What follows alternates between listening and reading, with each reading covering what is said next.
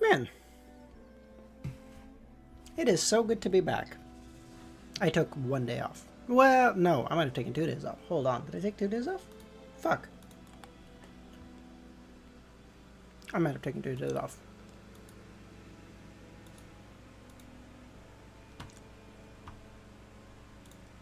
When was the last time I streamed?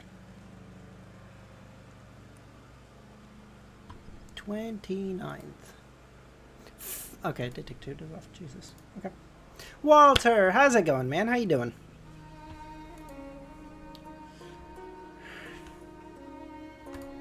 So, Moon, how's it going, man? How you doing? A-L... A... Good afternoon, Mr. Fool. I'm thinking Ernest, but that's 6 letters. Fuck me.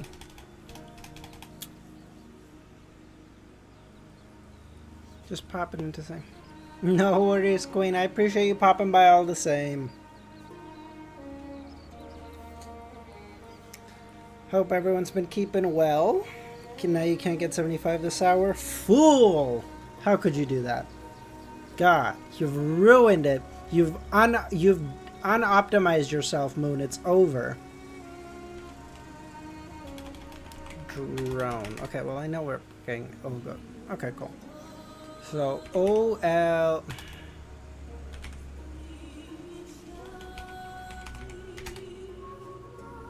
Fuck. I'm so bad at that. What the fuck? O-L... So...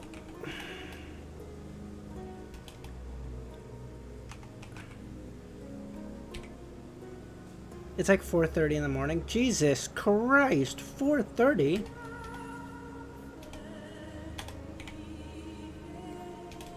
All the same, I appreciate you being here, Mr. Phil. How's everyone doing this fine morning, noon, after night? After night? I'm having a fucking stroke. Afternoon, night, how y'all doing? Sorry, I've come from talking to clients all fucking day, so I'm so fucking tired already. F-O-N-T-S. Wow. This is so cooked. Okay. Okay.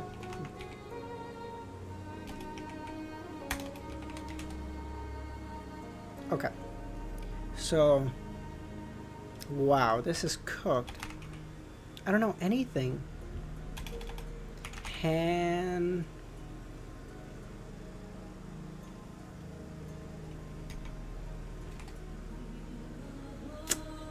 Banjo. Oh, that's so bad. Okay, I was never gonna get that. That's fine. Wow. Take 2 days off of connection. Wordle in your code.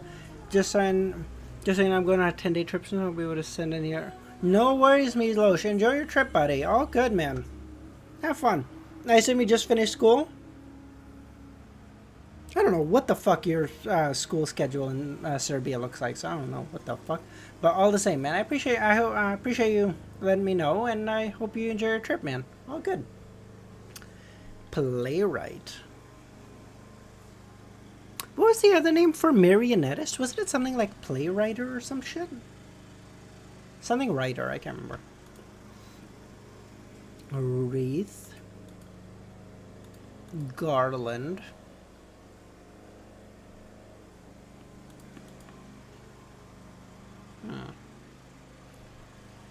Where did the fucking music stop? Jesus. Okay, so I'm thinking we'll do a regular Nimblewright Master. Thank you, Justin. Holy shit, I just finished school a while ago. Oh, okay, nice. Oh, did you? How's it going, Justin? How you doing, man? Okay. Jackpot.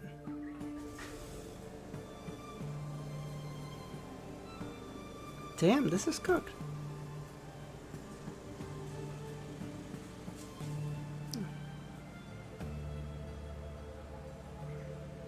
You could do that. Boobla, it has not come yet. It does say it should show up today, but it's already 7 fucking p.m. So I feel like they're fucking lying to me. I will keep checking though. This bitch does say it can show up anytime till like 10 p.m. But I think they're fucking lying to me. I don't think it's coming today. Let me see. Yeah. Still says in transit.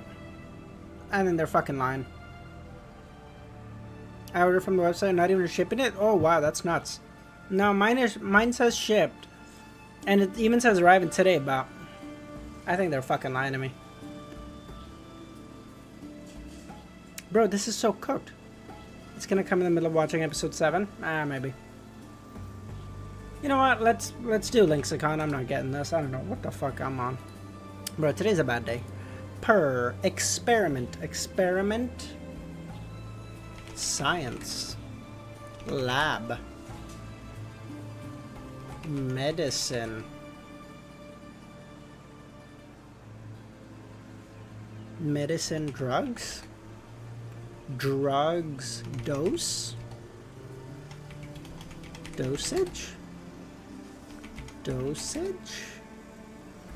Dosage, person, each, per. What is semantically similar to per? For each, individual. Okay. 1. Simple. Standard.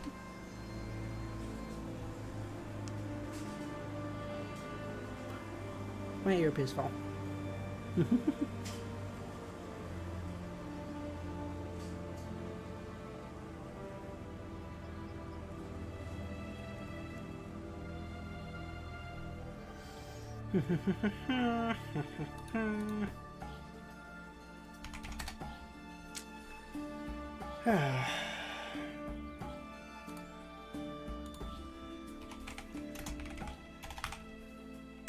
Okay, we'll start reading in like 7 minutes.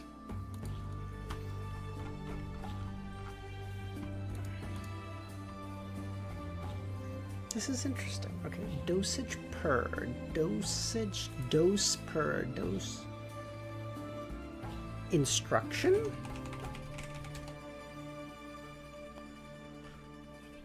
Bro, help me. Ah, God, this fucking, oh my God, I'm getting nothing today. My brain's actually mush today. I don't even want to try to fucking finish it out, which is, like, that's how bad I feel right now. I don't feel good at all.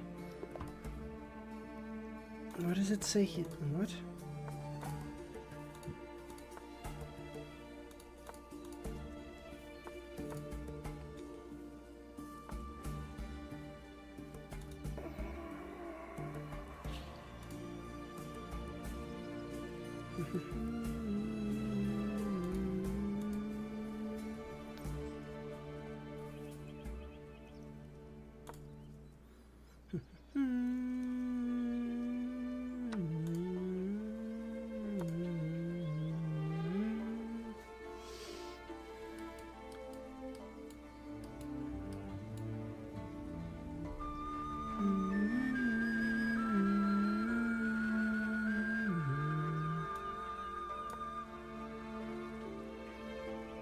Now I'm attacking this while simultaneously attacking this. I'm not attacking this because this is actually covered and I am what they call stupid.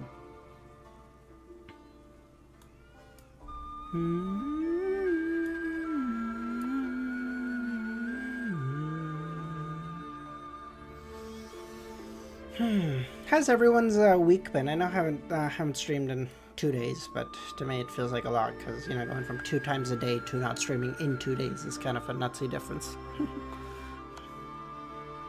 Oh, this bitch. For what reason? Why are you so fucking stupid, bro?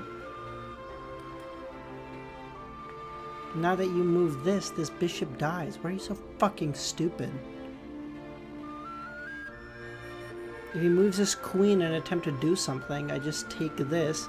he takes this, I can just take his bishop. How is he this dumb? Man's an actual fucking bag of bricks. Oh, you got a pawn.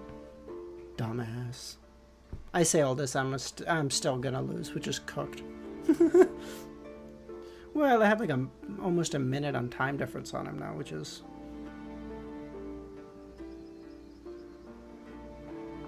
plenty by itself. I've been obsessed with What the fuck is that, Justin?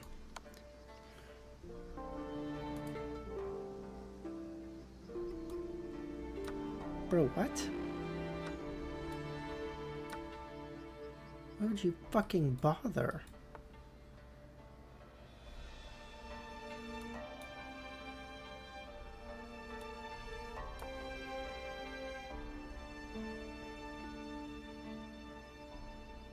Tinab, how's it going, man? How you doing?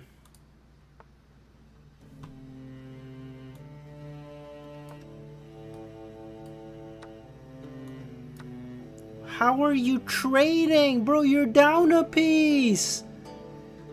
Oh my god, he's actually so dumb. What the fuck? I'm not even gonna try to attack. I'm up 40 seconds in time, up an entire piece. Bro, I'm just gonna consolidate. You're out of your fucking mind.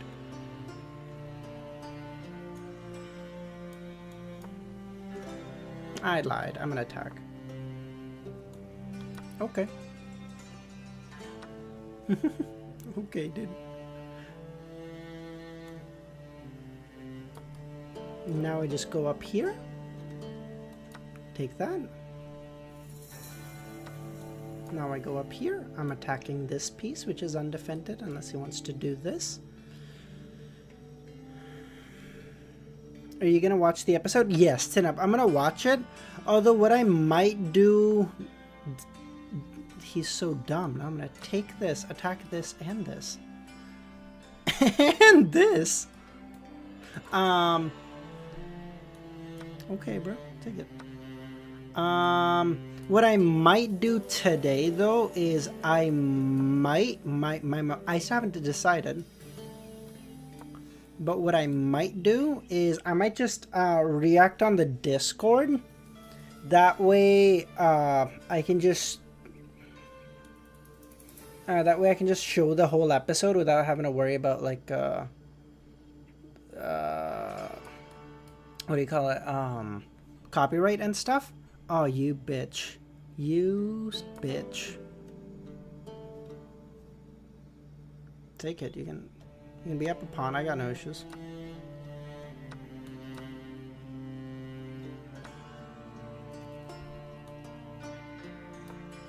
Okay. What are you gonna do now?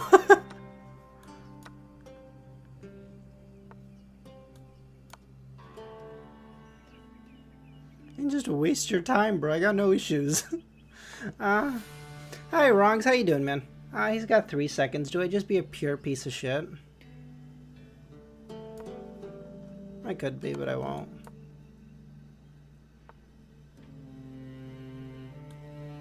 Now I will be.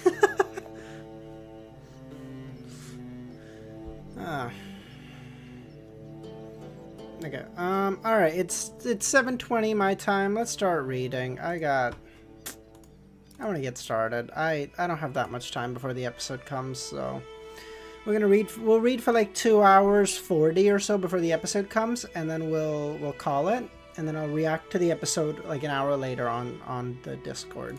I don't think I'll do it on here. That way we can just chill and I can show the whole episode, which is nice.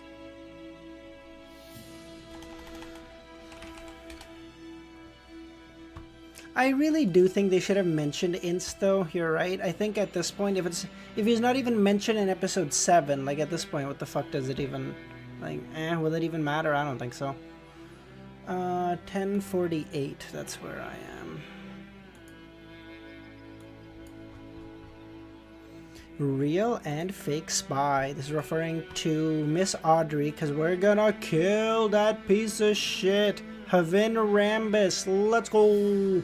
DSV, how's it going, man? How you doing? Real and fake spy.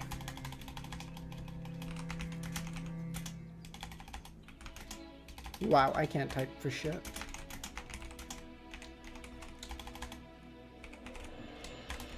I actually can't type, bro. This is crazy. I'm ready for the minimal action. Do we know what's happening in episode 7? Oh, there was a teaser. I didn't watch it though, so I don't know. Okay. In the ancient palace above the grey fog, with Gehrman's words coming to an end, no one spoke and the entire place was silent. The psychology alchemists are cooperating with the king's faction and investigating Gio and I. The founding members of the psychology alchemists originated from the discovery of a Hermes ruin, and Hermes is a member of the Twilight Hermit Order. Its leader happens to be Adam. Gio and I mentioned Adam in the real world. We're in the sights of a king of angel. Yeah, you're not even just a king of angel, the king of angels. In the world of mysticism, just a simple mistake can result in such dangerous circumstances.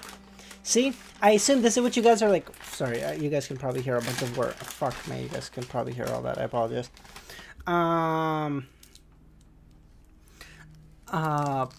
This is what you guys are probably talking about, like, oh no, you don't understand, you know too much. As soon as you enter the Lord of the Mysteries verse, you're gonna die. What, you think because I know Adam, I'm gonna die? Nah, I dap him up and be like, yo, homie, we're friends, alright? I got you. You need some info, I got you. Okay? And then we're friends. And then I have the help of a King of Angels right away. You guys don't think about stuff like this. Okay. Bug, how's it going, man? How you doing? I have to be more cautious in the future. Of course, that's on the premise I can survive under Adam. May Mr. Fool bless me. I'm gonna be wearing a monocle 1 minute in. No. Adam would protect me from Amon. We're chilling, you know? Like, I'd be best friends with Adam. Really, we'd best friends. Trust me. I'd win. Gio didn't expect the situation to be so perilous. She didn't expect that something like this would involve a king of angels. She couldn't help but feel horrified and fearful, but she had already decided to sacrifice herself for the truth. She calmed down and couldn't help but glance at the magician, feeling guilty for pulling her friend into this. You'll do Adam's taxes? Bro, who do you think, who's Adam paying taxes to? Who stands above the man closest to that of a deity? Who's like going up to this guy and saying like, sir, your quarterly taxes are actually missing. What's up? I would be helping him doing tax evasion. Hell yeah. Susie. No, that's such a good answer, Wrong. That's such a good answer. At this point in time, crying and feeling remorse won't do anything. All I can do is try my best to keep Forz alive. Then critically, fortunately, we still have Mr. Fool's blessings. Gio cast her gaze to Audrey as she thought to herself, what should we do next? IRS would take tax from God if they could. Kind of true, because again, I love that clip where like canonically Joker, who's a fucking lunatic, is like, I don't mess with the IRS. She had mixed feelings towards Miss Justice's recommendation. On the one hand, she knew that Audrey thought highly of the Tarot Club and had recommended her purely out of good intention. On the other, she felt that she had gained the notice of a secret existence for no good. Thankfully, it was Mr. Fool, or she would have died a long time ago. Well, I guess it's because I voluntarily chanted Mr. Fool's name that I was dragged into it. There was no coercion. Ultimately, I'm sitting here of my own choice. It has nothing to do with Miss Justice. Also, if it wasn't for her recommendation, I might have never had the opportunity to get stronger and find the truth. Justice knew the relationship between the Twilight Hermit Order, Hermes, and Adam, so she was the calmest one here. She just never expected that Forz and Gio's casual mention of the Angel of Imagination would garner his attention. This made her have an unappreciated awareness of the horrors behind the world. Audrey then looked at the world. Does that mean Mr. Fool doesn't directly want to make an enemy of the Twilight Order right now? Does that mean it can be done indirectly? That should be the case, Klein nodded. Does it involve interfering with divination, one's attention, and prophecies? Perhaps a little more indirect, Klein laughed. The conversation seemed to inspire Alger. He looked at justice, magician, and judgment, one after another, and said, "Which of you is a believer of the Evernight goddess?" "I am," Geo said. Audrey raised her hand as well. Alder nodded. "We can try to mislead someone and make it seem like the Church of the Evernight did something against Havin Rambus, not the Tarot Club." As he said this, Alder skillfully changed the pronoun he used to refer to the club. He was only invited to be a consultant and wouldn't actually be involved in the matter. He should have said, "You do this," but instead he chose "we." "Mr. Fool, what's up?"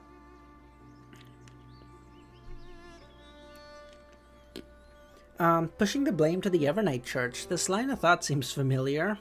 Then how should the misdirection be done? Audrey asked. Havin Rambus only hypnotized you to not seek blessings and sit in key spots of the Evernight Church,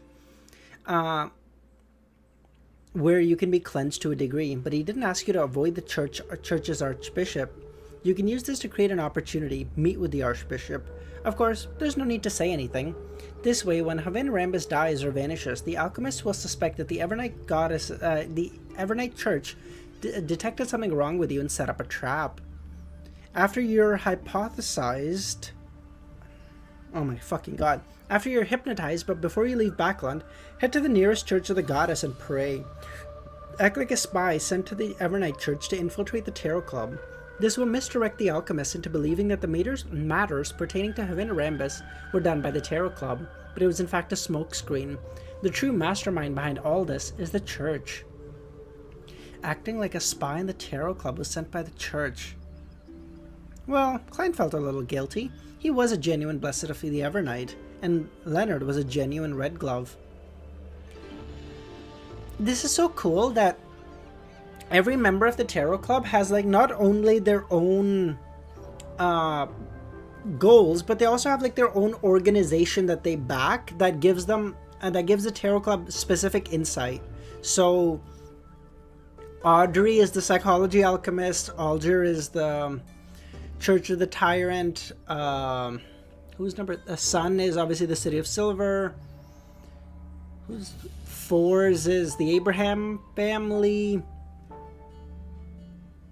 Emlyn is the Sanguine, like all that stuff, right? Like I think that's so cool, where like they all genuinely bring in their own insights that like no one else can get because they have access to like a subset of the population or like a secret organization that no one else does. They all have they're all double agents, exactly. This can only fool typical Beyonders. Without the blessing of Mr. Fool's angel, the higher-ups of the alchemist can easily figure out the truth, Catleya reminded.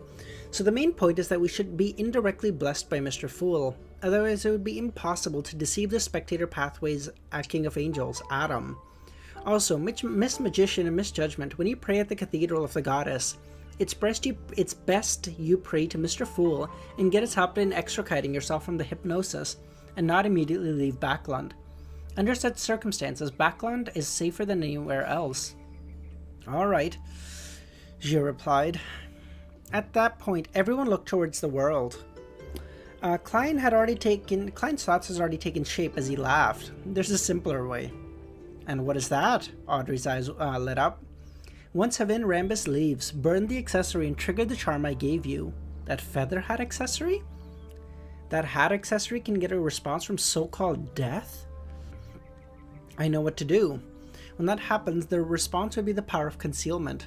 This way, no matter what happens, Adam can only assume that the goddess intervened, believing that she had blessed the Hall family. I wonder if the goddess will send Madame Ariana. That way, finishing off Havin Rambus will be even simpler. If not, I'll give myself Angel's Embrace ahead of time and use my marionettes which are dead. Oh, that is so clever. Oh, that feather. Like, even the... Again, Cuttlefish just uses Chekhov's gun so perfectly well. Chekhov's gun is basically the literary plot point, whatever, that, like, if there's a thing in view in a book or mentioned in a book, it should be used somewhere. Chekhov's gun specifically refers to, like, if there's a gun shown in Act 1, that gun better be fired by the end of the book. If it's not, then fucking remove it. just as Audrey quickly completed her plans, doing so as she was talking to herself as she spoke to Gio and Forz as well. Visit me on Wednesday afternoon. This way I'll have a chance to see the Evernight Goddess's bishop in advance. I'll pray to Mr. Fool for him to provide his angelic blessing. That way I won't be hypnotized by Havin Rambus when I meet him. Havin Rambus is a cautious and conservative person. He should continue choosing to meet me on the way to prevent himself from being caught. Soon, amidst the discussion, the other members of the Tarot Club, the plan was complete. Gearman declined Catleya's suggestion of providing help. After all, he couldn't guarantee that the powerhouses of the church would be involved. As for payment, all the spoils would belong to Mr. World, and Audrey would provide him with a free help commission according to his request.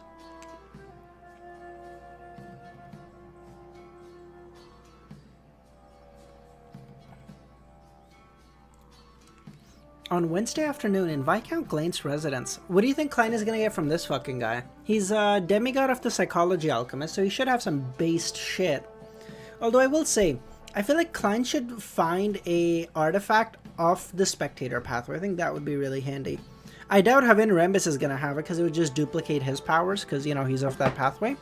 But, like, I feel like if Klein could get something of the spectator pathway, allowing him to be more cautious of his surroundings and aware of, like, people with like malintentions towards him, oh, he'd be so cooked. He'd be cooking rather. Sorry, I'm not hip with the language, you know. I'm old.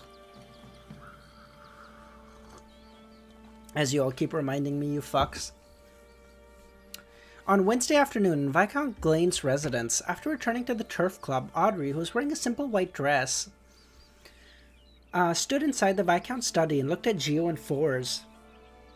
Who got you to investigate the Viscount and pursue the King's secret? It was me. I'm investigating the cause of my father's death. At that moment, Gio and Forz were really hypnotized. However, I do pray to a secret existence to bless me. Audrey asked a few more questions and received a satisfactory answer, then said with a gentle voice, "Leave Backland and leave this place. You don't belong here." She said, "Nah, you're too broke. Everyone knows you're not supposed to be here, bro. You can't afford the fucking yearly membership. That's more than your fucking 5-year salary, bitch." Spectator is really weak at first. This is true. Although it kind of makes sense too, because everyone always told me right from the start that there's no weak pathways. They're all unbelievably powerful. So that just kind of means that, like, if one starts out weak, then its progression has just got to be fucking exponential soon.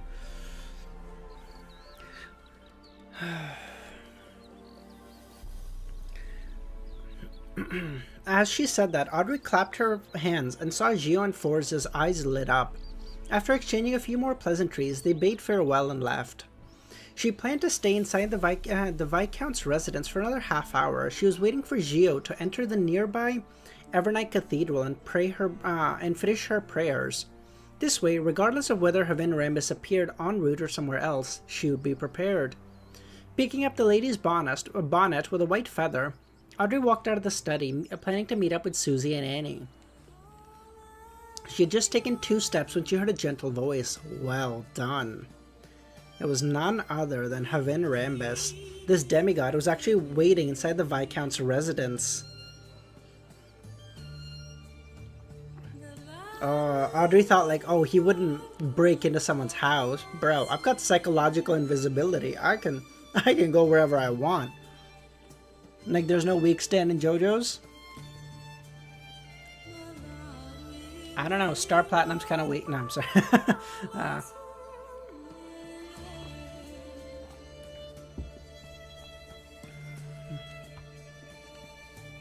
Audrey's pupils die. Nope, already read this. At this moment, Gio and Forrest probably hadn't even walked out the main door. Oh, we're so cooked. This was completely outside Audrey's expectations and the Hanged Man's analysis. This meant that the Havin Rambus was here, so there was no need to question the target through Audrey. Being in the vicinity and personally hypnotizing them was just as dangerous. Frank as a fucking sequence 6 is like actually a planetary level threat. Like a Justice League level threat.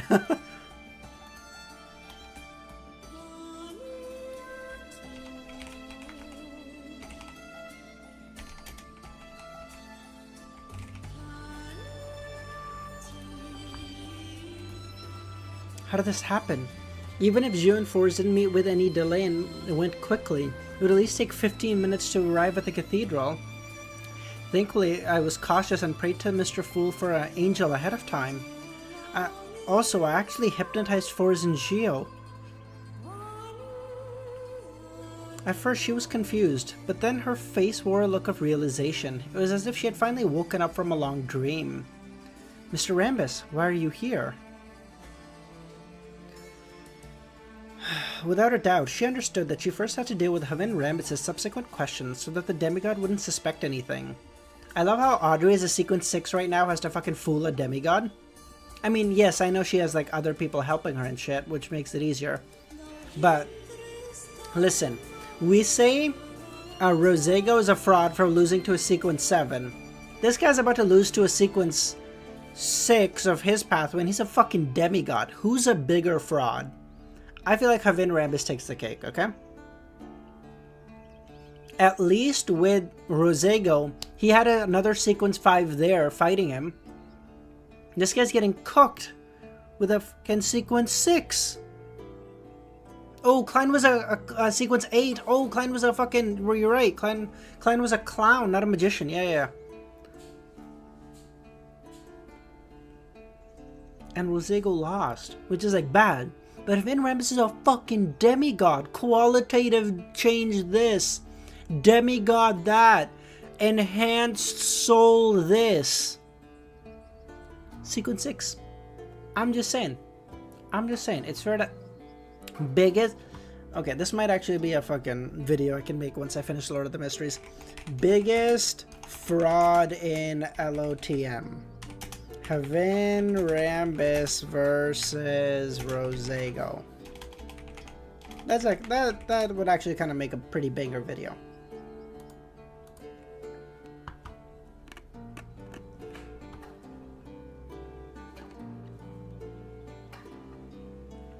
Audrey has the backing of a god. Well, in that case, Klein also had the backing of a goddess. Sharon's a goddess in my heart.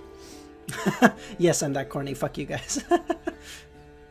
Without a doubt, she realized that she first had to deal with Havin Rambus' questions so that the demigod wouldn't suspect anything. However, if that was the case, he would leave in the next 3 to 5 minutes after he was done. As for Gio and Forrest, they definitely would have entered the cathedral by then. This inhibited the step for misdirection, and when the time came, igniting the hat accessor and summoning the world easily exposed the flaws in handling the matters. They wouldn't be able to fix the inherent problems.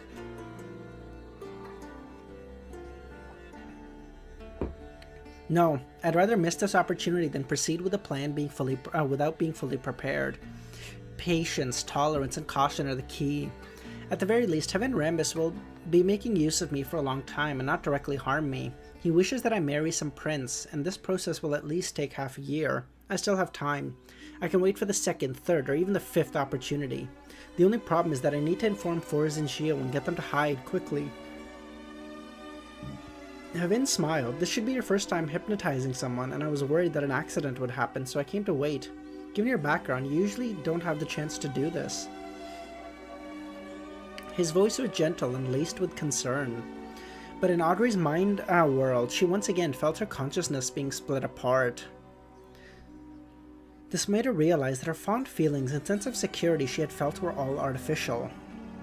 How did they answer your question just now? Havin answered. Gio said that the investigation of the Viscount Stratford and the pursuit of the king's secret was all of her own will. She was very suspicious of her father's death. Her father was the former captain of the Royal Guards. However, she mentioned that her actions were blessed by a certain existence. As she answered, Audrey almost stopped talking. This was because her spirituality high in the sky was looking down at herself. At the island of the consciousness in the sea, she saw her figure rising up from the bottom of the sea as it followed the steps that appeared. There was a figure wearing a three-piece black suit, another Havin Rambis. There wasn't a hint of a smile on his face. He had an extremely sinister air. Not only did his eyes turn from a pale blue to golden, they also turned vertical. "Which existence is blessing?" he asked. When the matter was raised, Forz and Gio became resistant. There were signs of escaping hypnosis, so I didn't continue. Of course, the blessings of a particular existence could be explained as Mr. Fool or the Goddess. Not bad. You do have a gift in hypnotizing people. When the recent events come to a close, I will give you the Dreamwalker potion personally and host the ritual for you. Yes, don't reject love and marriage too much. You're not even 20. It's the perfect time to pursue such matters. Your charm is enough to gain everyone's affection and enjoy their attention. This detestable guy, Audrey puffed up her cheeks in the spiritual sky. Yeah, Audrey, you get him, this bitch.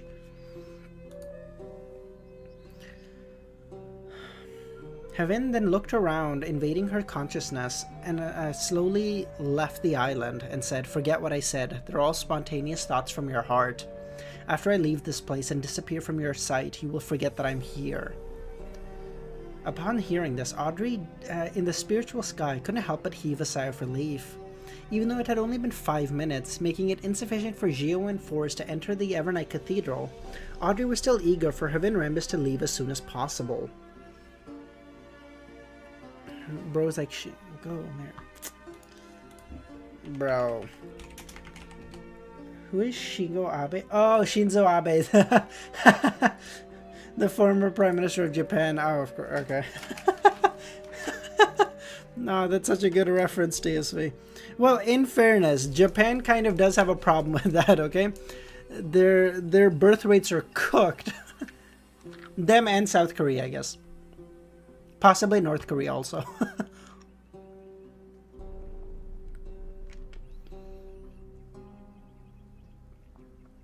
There's still a chance after this. As long as I maintain my consciousness, there will be a chance. Audrey, don't be depressed. Audrey consoled herself as she watched Havin Rambis turn and leave. Suddenly, Havin stopped. And why were you so scared when you first saw me? Shit. I was too scared and didn't manage to hide my emotions. Really? She asked. Isn't it normal? Someone suddenly appeared beside me. A brief shock is inevitable. You used to carry a mystical item that can change one's form with you as an accessory. Why didn't you wear it today? I've been wearing the lie beneath my clothes most of the time. How did he notice that I wasn't wearing it? He secretly read some of my memories? The reason why she wasn't wearing lie was simple. She was afraid this accessory would amplify her emotions, preventing her from being unable to hide her thoughts from this demigod. Audrey grabbed onto an idea and smiled. It will amplify my emotions and reduce the success rate of the hypnosis attempt, so I removed it in advance. So that's the reason. If it's just this matter, there's nothing worth suspecting, but compared to when you saw me, the fear that's slightly exceeded normal limits seems to imply something. Hey DSV, do you know that that it is proven that Kim Jong-il, his Kim Jong-un's father, played golf one time and hit like I think it was 7 hole-in-ones in his 18-round hole or 18-hole game or something. How many hole-in-ones did Kim Jong-il have? 11 hole-in-ones. Yeah, that. You tell me if that guy, if you heard that and you actually believed it, you wouldn't be like, this man's an actual fucking walking god. Listen, the Evernight God is this, Church of the Tyrant that. Call me when they hit 11 hole-in-ones, okay? These fucking posers.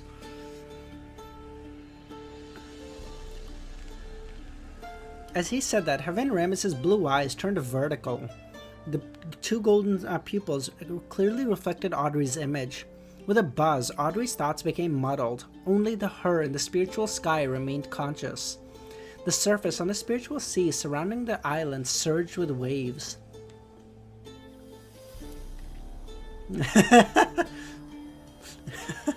That's so true, DSP. He actually got a -1 on the last three holes. He started with like 6 balls at the end on the last 3 holes, and then he got a 7th one just out of nowhere. It just appeared in his bag. Craziest thing. And then he went to the next hole, and just an 8th one appeared. It was fucking crazy. He got -1.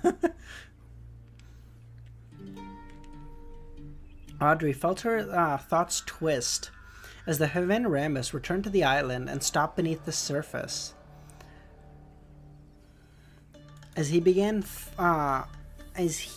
allowing patches of grayish-white dragon scales to fly into the foundation of the island. Relying on the lucidity of herself under the spiritual sky, she barely maintained control of herself. She also knew that there wouldn't be a problem if this continued. She also knew that there definitely would be a problem if this continued, so she quickly diverted some of her thoughts and, relying on the angelic blessing, splintered her consciousness. Just then, Haven Rambus, who had invaded her mind world, looked increasingly sinister as he snorted. There really is a problem. Audrey, there's a problem. I don't know why it said snorted, okay, and I can't. I'm a fucking child. I see snorted, my mind goes to cocaine, and then... If there wasn't a problem, Audrey would have started with the most important matter, revealing all the secrets and private ones one by one, instead of staying silent. Likewise, since the manipulation attempt happened so quickly, Audrey didn't have the time to sort out her secrets. Even if she wanted to hide anything, her lucidity would be discovered the moment she spoke. After confirming that something was off, Haven didn't hesitate any longer. His gaze turned cold as scales covered his skin. The storm in the spiritual sky suddenly intensified, and Audrey, who was under the spiritual sky, staggered. The last bastion of defenses of her consciousness rapidly weakened under repeated attacks. Haven Rambus increased the force of the mind storm once again, feeling satisfied that Audrey's entire island was shaking. Just this meant that he was about to completely control her. At this moment, he heard an ancient word, fate. How did she have a fate charm? Did Klein give her one? Oh my god, now she's gonna control... Bro, if a demigod gets controlled by a sequence 6 of her pathway, I don't even care what the circumstances are. You're a fraud. You are a fraud. Oh my god, it's over. Rosego, you're not even like top... You're like your top 2 frauds, and you ain't number 1, brother. You're good.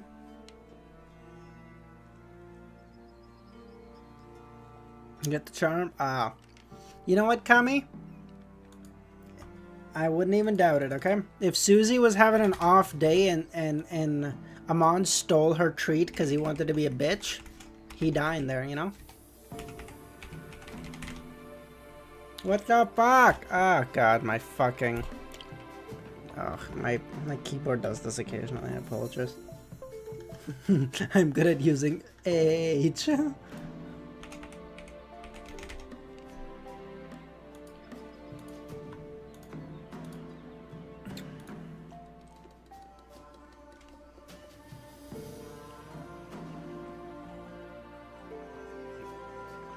As the ancient Hermes' words resounded, the areas where Audrey and Haven stood dimmed. It was as if someone had passed by, blocking the window closest to them.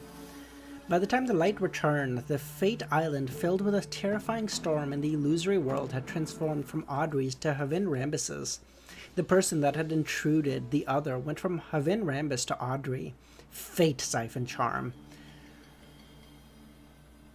It was a consultation fee Audrey had received from Gehrman after she treated Hazel's mental breakdown. Oh, right, okay. With the corresponding charm, she could divert the future of having her consciousness defenses broken and losing control to, losing control of her thoughts to Haven Rambus. She then siphoned off the mind storm from him and opened her target door to the body of heart and mind. My fucking god. She then altered and planted the corresponding consciousness's fate. In an instant, the situation reversed. Audrey went from the edge of collapse to gaining absolute advantage. Of course, this only lasted for a short amount of time. Frankly speaking, if it wasn't for her imagining how she could save herself, Audrey wouldn't have thought of using the charm. Or it could be said that by the time she thought of it, it would have been too late. At this moment, just like how she had practiced countless times, she suppressed her surprised emotions from the effects of the Fate Siphon charm and quickly confirmed her condition. With the current advantage, she made the hypnosis and the mind storm swirl together, instantly opening Havin Rambus's door to the body of heart and mind. Havin was dumbfounded. At this moment, as a demigod, he had been controlled by a mere sequence 6. This way, even if the effects of the Fate Siphon charm came to an end, it wouldn't change the development in the real world. Dude, can you imagine? Fuck the actual, like, fight-based powers. Can you imagine the psychological mindfuck Havin Rambus is going through right now? He's actually sitting there, he's like, am I a fucking fraud? Am I about to get fucking one-tapped by a mid-sequencer? What? Bro, like, emotional damage. Holy shit. He's got to be, like, this close to fucking just losing control on the spot. He'd be like, bro, I'm an actual fucking fraud. However, Audrey knew that with the help of the magical charm, she was using Havin's powers to open the body of heart and mind, and achieve initial control. Whatever she wanted to do later would definitely be rejected by him, and with her sequence level, she had no means to resist such power. Furthermore, she could clearly sense that Havin was subconsciously resisting his state. In no time, he'll be able to forcibly extricate himself from my initial control. She then cast her gaze towards Havin Rambus, feeling a little regretful that she didn't carry a powerful revolver with her.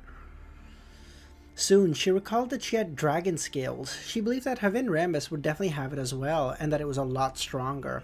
Not something an ordinary attack could tear through. Even most mid or low sequences couldn't do it. Dude, yeah, Kami, for real. Spectators are like battling, and it's just like two guys staring deeply into each other's eyes, and you're like, bro, do these two need to get a room? What's happening here? Oh, Kami, shut up. As she couldn't kill him in one shot, Havin Rambus would definitely use this opportunity to regain consciousness.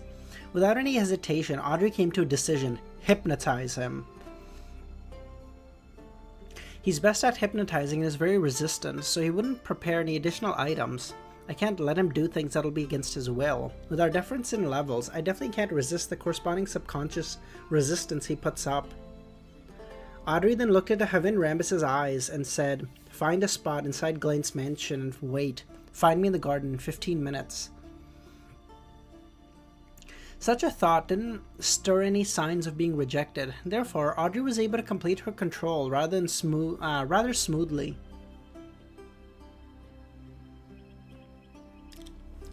Dude, no, biggest fraud. Rosego wasn't this bad. He just got hypnotized by a sequence 6. Actual fraud. Fate Siphon charm. I don't care. You got hypnotized. It's over. To Havin Rambus, he was indeed looking for Audrey today, and the venue for the meeting was also Viscount Glenn's mansion. Audrey's hypnosis was simply changing the corresponding time and place, and the discrepancies were small, so she didn't encounter any resistance. Alright, Havin responded. She gently said, "You will only come looking for me in 15 minutes, so you haven't seen me today. Since you haven't seen me, everything that happened just now definitely didn't happen. They will be forgotten." Oh my god! Actual fraud!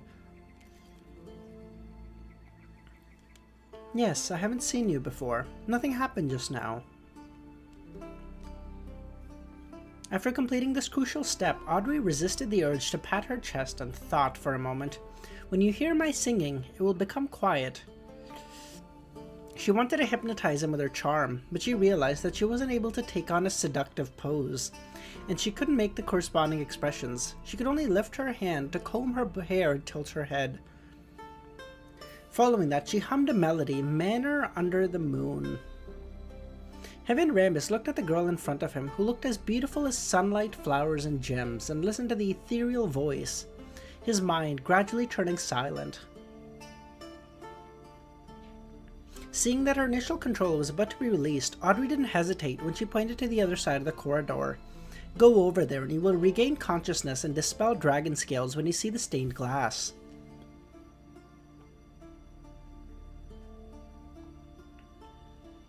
This is actually crazy. He's actually so cooked.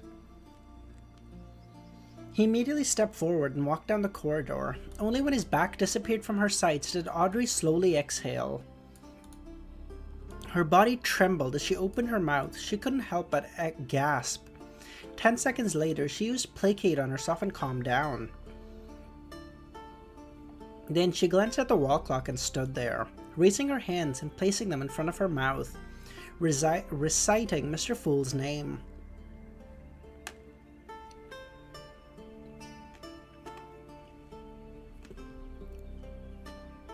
She then prayed for another angelic blessing, and prayed for this existence to tell Gehrman that she had confirmed Havin would arrive and summon him 2 minutes ahead of time, allowing him to arrive at the appropriate spot. There was no need to be in a rush or be too close to prevent Havin from noticing an ambush. During this process, Audrey only briefly mentioned what happened.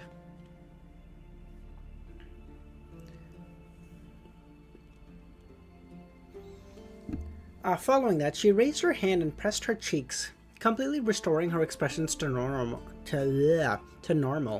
She began hypnotizing herself, allowing herself to sing the melody the moment she saw Havin. So after doing all this, Audrey went to the main hall and found Susie. She then retrieved the lie necklace and the alcohol nemesis diamond brooch. The latter, which could resist any mental influence, could only be worn for half an hour. Otherwise, the damage one's liver and brain would resist would be irreversible.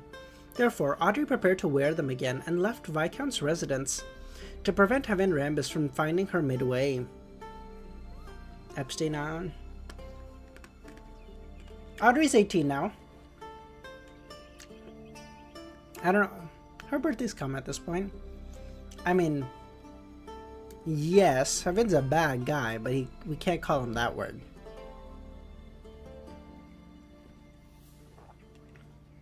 I mean, don't get me wrong, he deserves to die for like 40 other reasons, so I mean, I don't give a fuck. Yeah, but Havin is like hundreds of years old.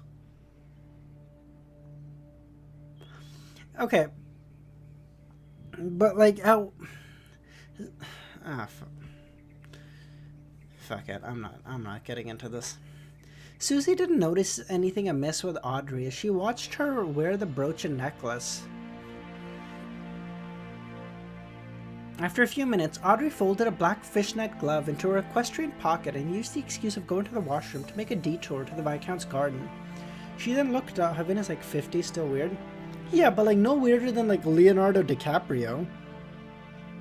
And that guy's like weird, but like, you know, no one's going up to that guy and being like, put him in jail. It's like, listen, that guy's a little fucking weird because like he's still, you know, isn't he dating like Ana de Armas now? Oh no, that's Tom Cruise. Sorry, no, I think that's Tom Cruise. Sorry.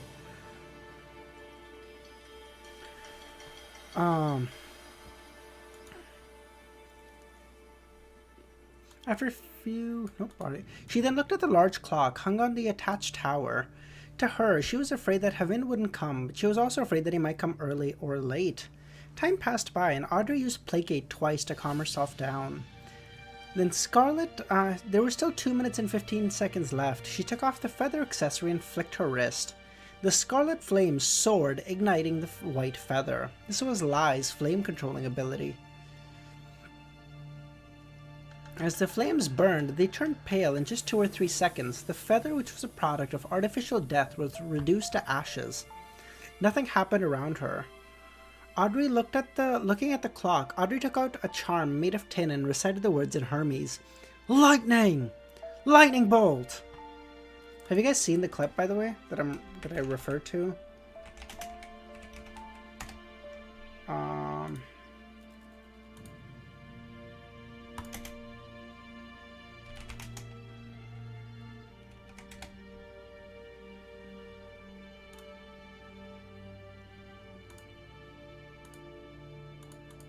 I don't know if you guys, because I always say lightning bolt and I don't know if anyone actually gets the reference. So let me just quickly show you guys. You ready? Lightning bolt! Lightning bolt! Lightning bolt! Lightning bolt! Lightning bolt! Lightning bolt! Lightning bolt! Lightning bolt! Magic missile! Magic missile! Magic missile! Dragon's breath!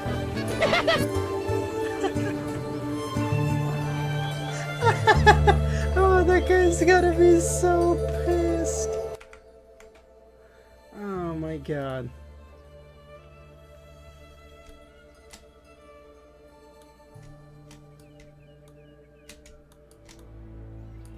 Oh my god. Oh, that guy's gonna want to kill himself. Holy shit. The charm lit up as it summoned many tiny electric snakes. It was a charm that summoned gearmen. Talking about the game where you have to say out loud the spells for them to launch? No, no, no. I was referring to that clip.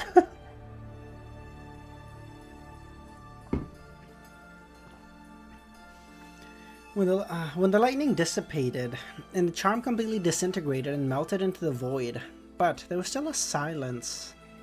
Forrest and Geo should have found the church and the cathedral and begun praying. Audrey calmed down, but she didn't lift her head and look at the clock, counting the time in her heart. 3, 2, 1. She raised her head but didn't see Heaven Rambus. He discovered something and distanced himself? At this moment, she heard a gentle voice. What are you looking for?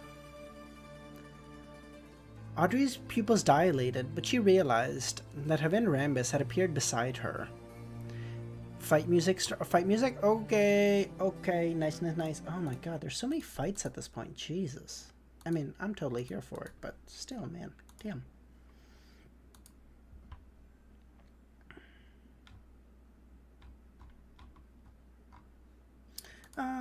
I don't want to do that one, so we'll just do... I don't want to do the regular one that we always end up doing, so let's just do this. Okay, let's go, baby. Let's go. Another demigod fight. Let's go. We've had a lot of lore. I mean, that's true. We've had a lot of everything recently, man. Having already hypnotized herself, she didn't calm down. She followed her subconscious and started humming Manna Under the Moon. Amidst the ethereal voice, Heaven Rambus calmed down and listened attentively. Suddenly, he realized that the distance between him and Audrey had become very far, despite them being in their respective spots. The dark night enveloped the garden, despite it being late in the afternoon. A huge crimson moon rose over the building, as a figure stood there, wearing a black trench coat and a half-top hat. Oh shit! Oh shit! Oh, Klein can never not Oral Farm, dude. My go. He's like, you want to fucking fight with our Miss Justice? Oh, you done fucked up, boy.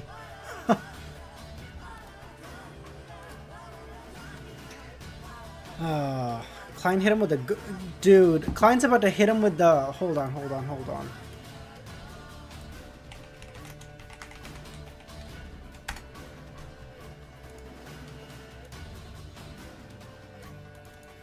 Oh my god, Klein's about to hit him with this bullshit.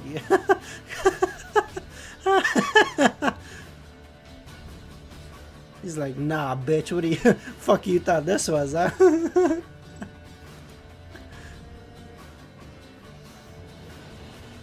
Upon seeing this, Heaven Rambus extricated himself from the state of calm, clearly aware he had fallen into a trap.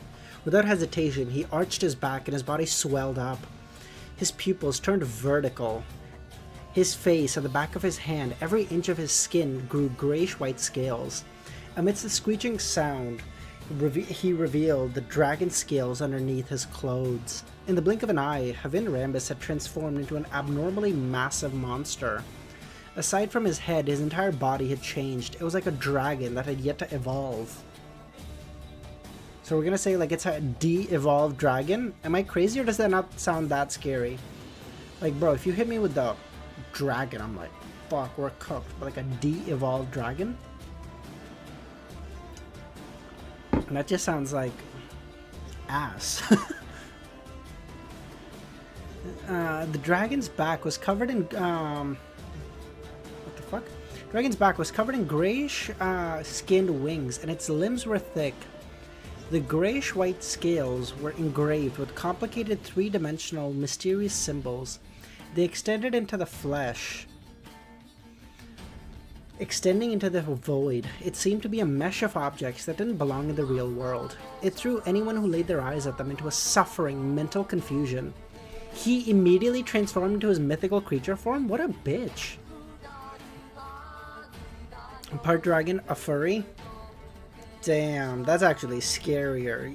They not only may kill you, even if they leave you alive, they leave you a degenerate for life.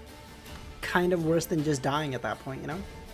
Listen, would you rather be dead or would you rather be a fucking degenerate? The answer is, of course, dead. For the demigods of the other pathways, those who weren't at the angel levels, they required immense willpower and firm belief in their to fight in their mythical creature form, or they would lose control. But the spectator pathway was different. They had placate and could treat their minds and souls. Therefore, as long as the fight wasn't prolonged, they could use their mythical creature form. Kinda based. All the thoughts on Havin Ramesses' subconscious domain boiled over as they churned, identifying the parts of his subconscious that had been altered, purging them. The violent winds surged around Havin Ramesses' grayish-white dragon avatar. They carried a certain will that whirled in every direction. Any creature that was embroiled would inevitably be placed into an abnormal state. Stand rooted in the ground in a daze, or blindly escaping towards the corners of the garden. There'd be varying degrees of losing control. This was a qualitative change in dragon's might, which stemmed from their mythical creature form. It went from a state of awe to mind deprivation. Seizing the moment when Mind Dragon swept the surroundings, Havin focused and transformed into an illusory, sinister version of himself. Through the sea of collective subconscious, which eluded most beyonders, he approached Gehrman and Audrey by the garden's periphery, quickly. As a spectator, he could tell that the attacker was Gehrman just by seeing his face. At this moment, Audrey was mumbling to herself, compelling herself. I can't see anything, I can't hear anything, I can't see anything, I can't hear anything. She's trying to avoid losing control from looking at Havin Ramesses' mythical creature form. But this also made her unable to see or sense that a particular illusory, sinister version of Havin was approaching her quickly. But suddenly, before Havin's eyes, the blonde green girl's island disappeared. This is some One Piece shit. They're like, oh yeah, that entire island just fucking vanished. What? They're like, yeah, Imu-sama just mentioned its name and it just vanished. You're like, what? Cooked.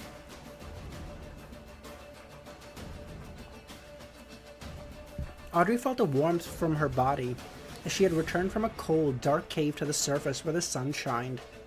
She dispelled the hypnosis and opened her eyes. The sun in the sky pierced through the clouds and couldn't be considered thin, scattering its resplendence, bathed in the bright golden glow. Autumn flowers bloomed in silence. Autumn flowers bloomed in silence. Is that not like the name of a fucking, like a romance anime? Call me crazy, but like I feel like that would fit so well. Alright, someone make it happen.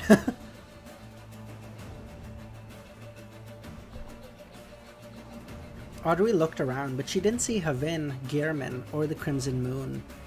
This made her feel that everything she had experienced was a dream. What mighty powers. A battle between two demigods might not even harm a single flower. Audrey silently muttered to herself before leaving the garden. Fragrant flowers bloom is the new... okay, that's what it was reminding me of. But like, autumn flowers bloom in silence is kind of a crazy name for a romance anime too. I'm just saying, like two like high school kids, you know, are like dating each other for the are dating people for the first time in like August. That would kind of be big. That would be such a good name.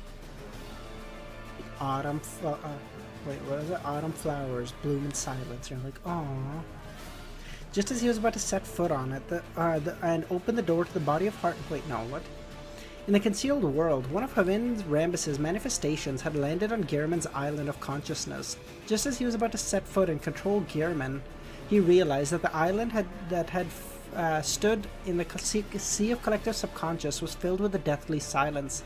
There were no thoughts or appearance of new thoughts. There was no way of influencing it. Puppet. Marionette. Havin Rambus instantly made a judgment. Oh, cooked. How about you control the thoughts of this dead guy, you fucking junkie? Combined with the information he had gained, he had a better grasp of Gehrman's abilities. He wasn't shocked or depressed. Instead, he felt a sense of glee and confidence. This was because, for a demigod of the spectator pathway, he could easily tell the difference between a marionette and the true body, mitigating Gehrman's strongest ability. Besides, do you think a marionette can foil my mind invasion? Yeah, I think it can, bitch. Havin swept his eyes and found a transparent passage on the marionette's island. On the island of subconsciousness, it was a symbol of spirit body threads. Right on the heels of that, Havin's figure vanished and traced the passageway and found another island. This was where the source of the marionettes were controlled. It meant the actual body. Found ya? I doubt it, bitch. This caused the nearby weather. Havin snorted coldly as he conjured a terrifying mindstorm in the sea of collective subconscious, allowing them to thrash about in Gehrman's island over and over, causing the nearby weather to change rapidly and the ability to percept the surroundings via spirituality suffer intense interference. This was his usual fighting style. One stayed in the light, while the other stayed in the dark. While one attacked head-on, the other snuck in. With these two angles of attack, it easily broke the target's mental walls.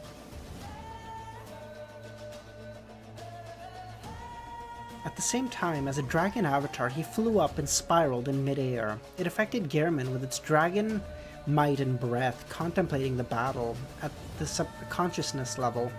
At this moment, from deep within the sea of collective subconscious, Havin Rambus had silently invaded Gehrman's body of heart and mind, when all of a sudden a boundless grey fog appeared. All of this collective sea of subconscious around the islands vanished. Havin's heart tightened as he realized that and suspecting that he was under an illusion. However, no matter how he handled it, the fog didn't change. Of course, there were no accidents or danger. It was as if it was a simple background. This was pretty suspicious. What would this be then? Did Klein manifest like a fake spirit body using the gray fog? Oh.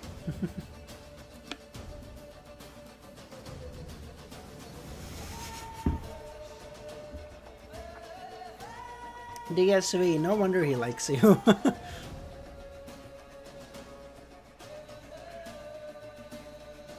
Havin Rambus didn't have time to hesitate. He quickly entered the corresponding subconscious and attempted to change his target's thoughts. However, those thoughts were dyed with a bright light. Havin instinctively looked up and towards the sea of subconsciousness from the stone stairs that he conjured. Other than the island itself, there was a figure with 12 pairs of fiery wings. It was the projection of an angel's power. Since he was planning on dealing with a demigod of the spectator pathway today, Klein had no doubt used Angel's Embrace on himself. With the Red Priest's level of importance, he directed the power of the Grey Fog, allowing him to temporarily be unaffected when facing an incomplete mythical creature form. He said, "Damn, brother, you're a mere fucking saint. Ain't got shit on me." As Havin attempted to escape his island of consciousness, Quanos Kilgore distorted the target his enemy locked onto, changing it from Klein's heart and mind to Klein's projection of the Grey Fog. As a result, if Havin found the island of consciousness in the Grey Fog, it meant that there was a being of unknown origin sleeping in the space. This meant that Klein had to be wary ahead of time. On the contrary, he could feel a little relaxed.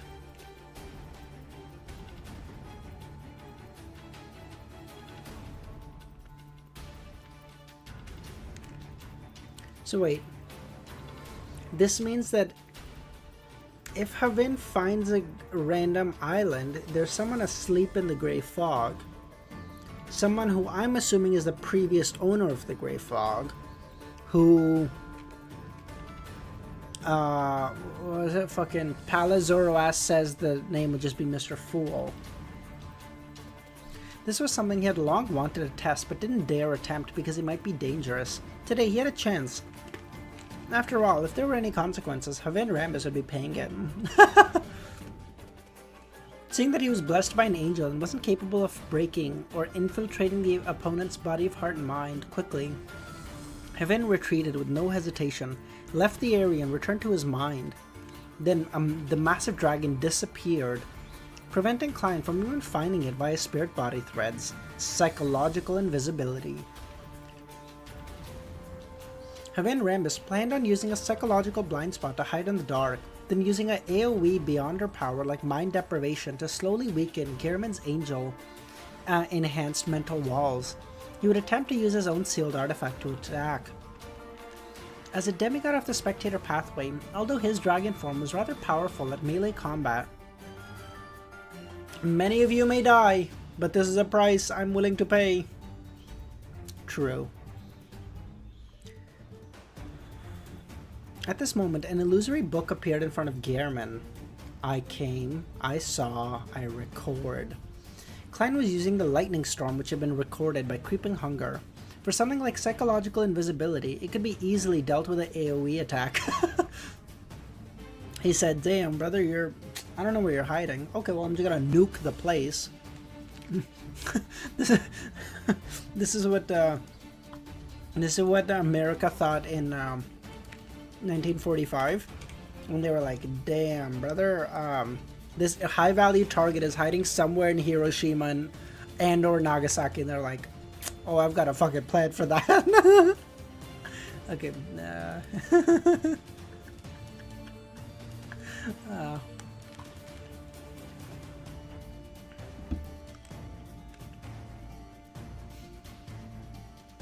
Lightning bolts descended from the sky, covering the entire area.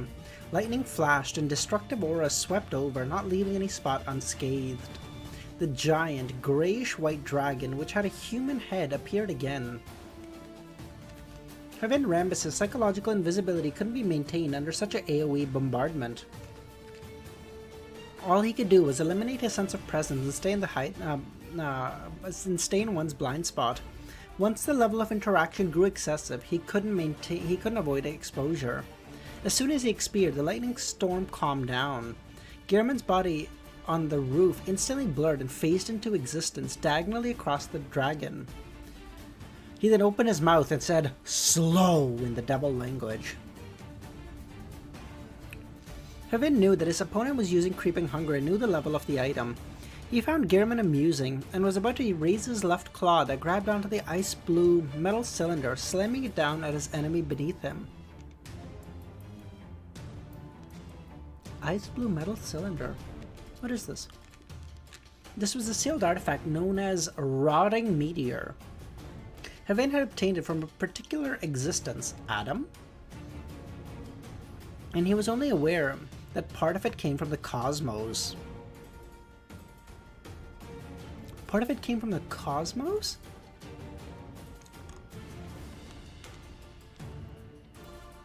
Am I crazy, or does that sounds like it would be a grade 0 sealed artifact? Part of it came from the cosmos? It just that sentence might as well just say this has existed since the dawn of time. What the fuck? Well, now when I think cosmos, I immediately think of the creation myth. I think of the original creator who died and like his body, like his nutsack became the rotting meteor or something. This ice blue metal cylinder could fire special dark green bullets that would instantly poison anyone who was hit. They would begin rotting away in a way that even their spirit bodies wouldn't be spared. It was effective even against demigods. Its negative effect was that the wielder had a probability of gaining the attention of the cosmos and suffering corruption.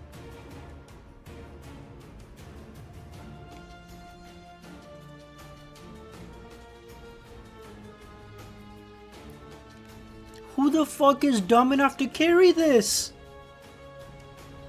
The cosmos might become aware? What does that even mean? I exist in the cosmos. Is it not aware of my existence? What is this cooked logic? Having Rambus definitely wouldn't have dared to carry it around, if not for the item having been sealed. But even so, he tried to limit its usage, lest he suffer a strange death or anomaly. Currently, Heaven didn't believe that the language of foulness, which was at most a sequence 5, could affect him. However, his action suddenly became slowed. Bitch. On the pitch-black roof under the gigantic moon, another gearman in a black trench coat and hat appeared at some point. He held a 6-barreled revolver in his right hand and aimed his left hand at the gearman below him.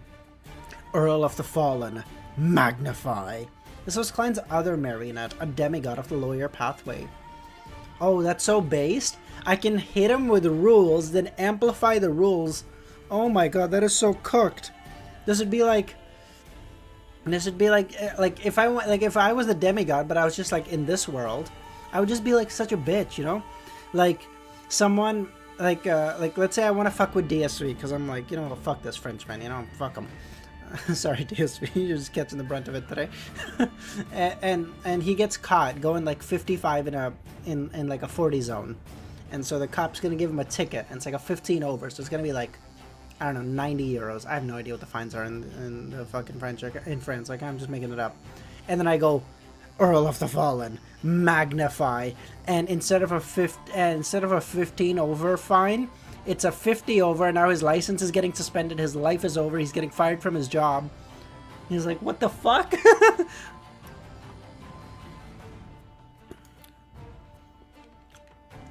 With the help of his Magnify, Creeping Hunger could amplify the Beyonder powers that it obtained from grazing, raising it to the level of almost a sequence 4. Of course, Magnify couldn't consecutively be used in quick succession. It was limited to a one-time use each. Due to Havin's current mythical creature form, no matter how magnified Slow was, it couldn't affect him for long. Therefore, it was Gehrman, who was actually a Noonie, who had seized this opportunity and controlled Havin's spirit body threads. Normally, it would take 3 seconds to gain initial control. However, his opponent had already revealed a powerful form, and the time would definitely extend the time required. It would perhaps take about 7 or even 10 seconds, and by then, Havin would have long extricated himself from the influence of Slow. At this critical moment, Quanos Kilgore aimed his left wrist at the winner Inuni and clenched his fist. Another Magnify! The control of the spirit body threads was magnified. Suddenly, Inuni's control of the Havin spirit body threads became easier. Is he about to get a second demigod marionette? Bro, if Klein's just walking around with 50 demigods, who's gonna fight him? Even Adam wouldn't want to fight him at that point. Who wants? I mean, no, Adam wouldn't mind. Adam would be like, as Klein was approaching, the mighty, indefatigable, inevitable Adam, 47 of his 50 marionettes accidentally fell into a volcano that suddenly opened, and you're like, what the fuck? Like, as implausible as it sounds, it truly did happen. You're like, what the fuck?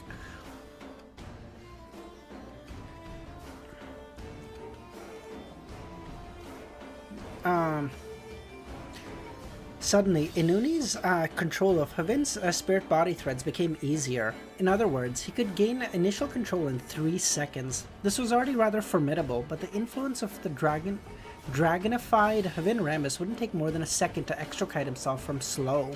No, he had already escaped. At that moment, there was a gunshot, a bullet that looked lusterless, deep and profound, but not dark, swiftly shot out. And just struck Havin Rambus, who had just escaped his slow state. In the corner of the garden, another Gehrman appeared. 3v1, motherfucker, 3v1.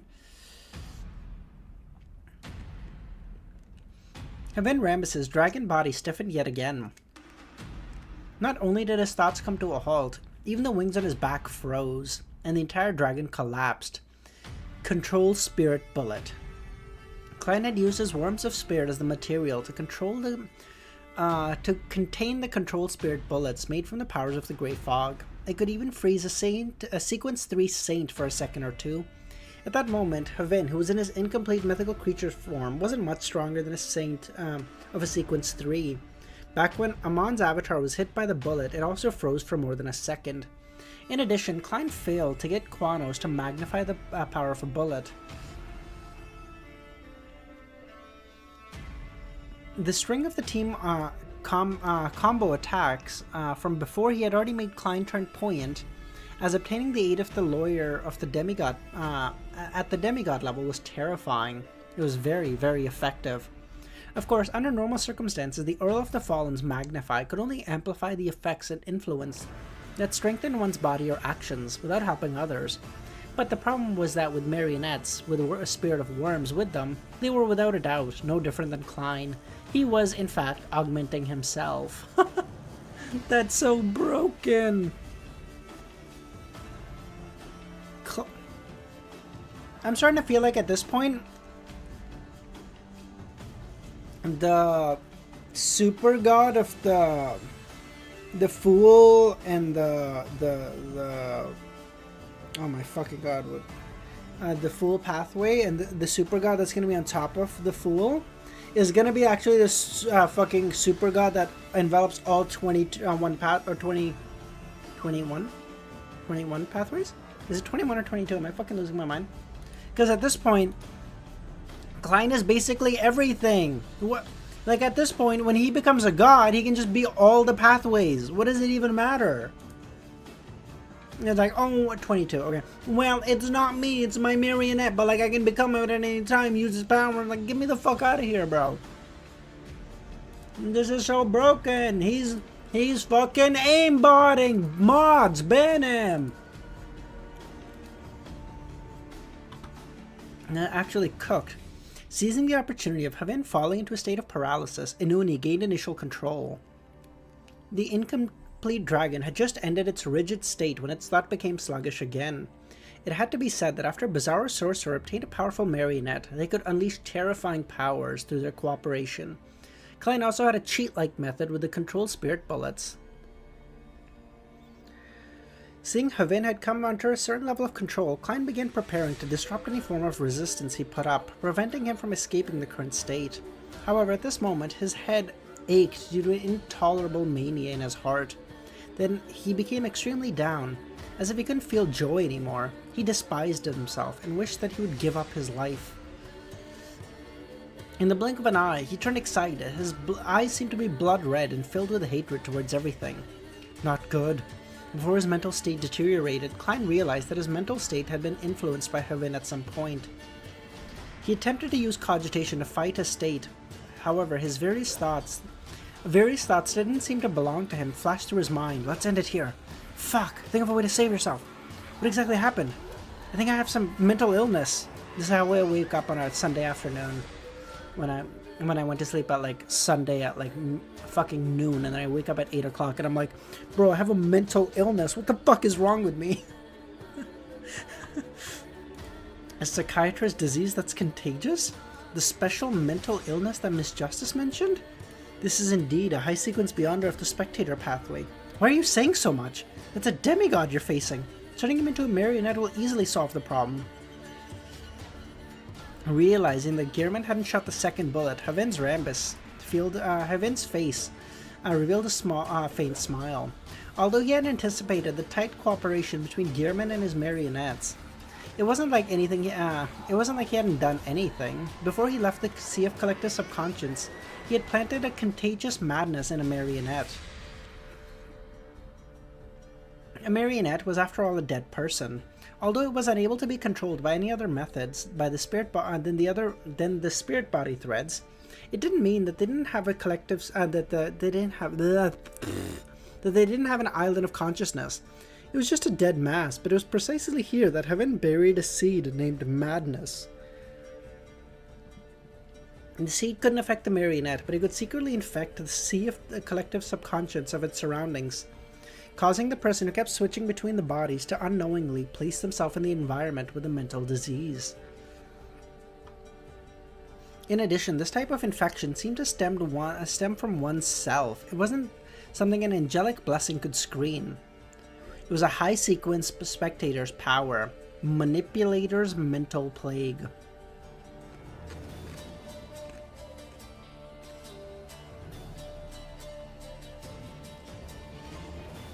Nightwalker, how's it going, man? How you doing? In ancient times, there would be people from time to time who were placed in a repressed state for prolonged periods of time. However, their spirituality influenced the people around them over time, causing mass hysteria to happen. Mass hysteria is actually the right thing. Yes, that is the right chapter on screen, Enough Money. But how you doing, man? How you doing? Thanks for popping by. 7 women dancing weirdly on the street, 9 men rolling on the ground laughing by their sides, on a horse carriage passing by, the nobles slapping their faces, stoned children crying outside the house. People are hurting each other, the entire city is crazy. By the way, have you guys heard of mass hysteria? Like, this shit is fucking wild. This, like, exists. Like, this is how fucking dumb humans are. We're literally fucking monkeys. It's not even funny. Like, this shit is real. There was once like a mass hysteria where people straight up fucking danced on the street for like weeks on end till they just died of heart attacks. Like, what the fuck? Not just like, oh, lady. Like, it started with, I think, a singular lady. But, like, people just started, this lady was like, and just started dancing, and everyone was like, yo, that sounds dope, get me into it. And then they just died of heart attack weeks later. Athmani, I love you, buddy. Thank you.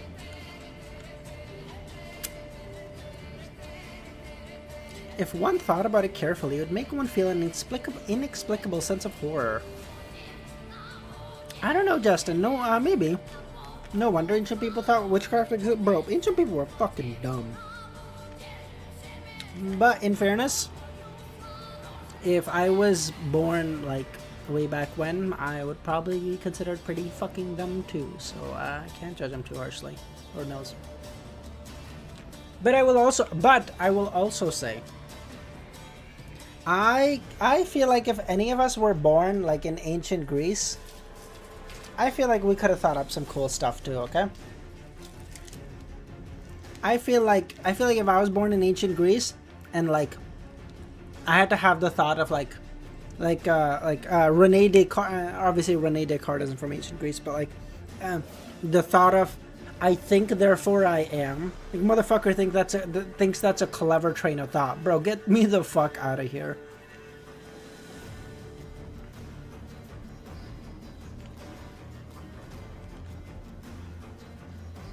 Brazil is the most anxious country in the world. Mass hysteria is just Monday. I'm sorry, I probably shouldn't be laughing at that, but that's funny. Kami, I can't help but feel that's racially motivated, and coming from a colonizer country, you better watch your fucking words, bro.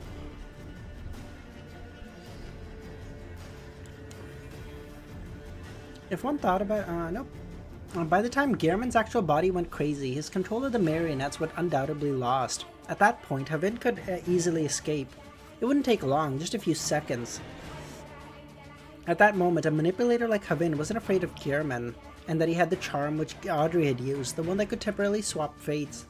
This was because a swap would put Gehrman in a state of being a marionette.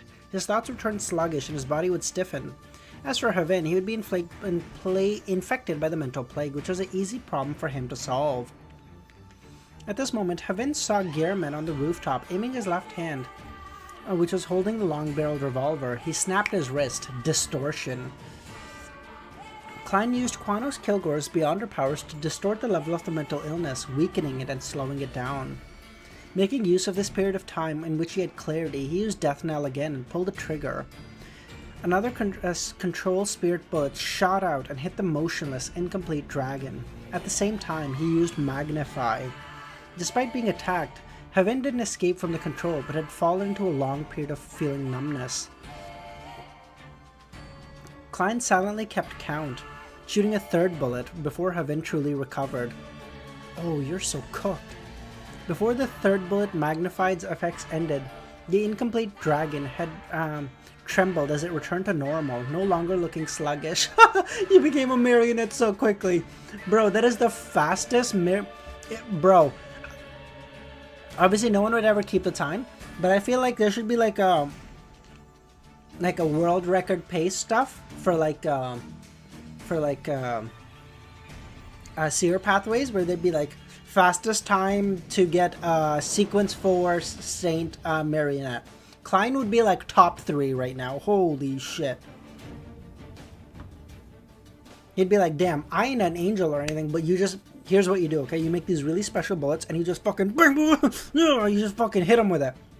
And they're like, what the fuck? And you're like, it's a special cheat code only I can do. It's like a hyper special jump in like Mario 64 or some bullshit that like one fucking guy on the planet can do because it's like frame perfect. And you're like, what do you want? I ain't do it.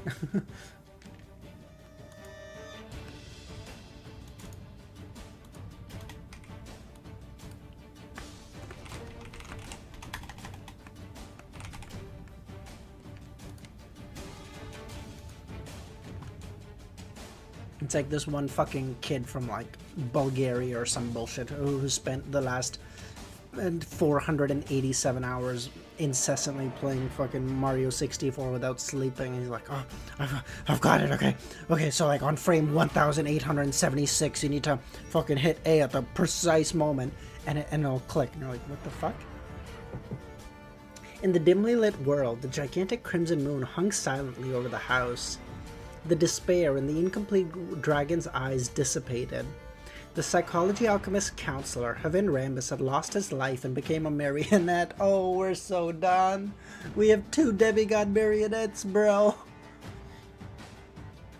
Meanwhile, that demoness of despair, yeah, oh yeah, she's just hanging up there.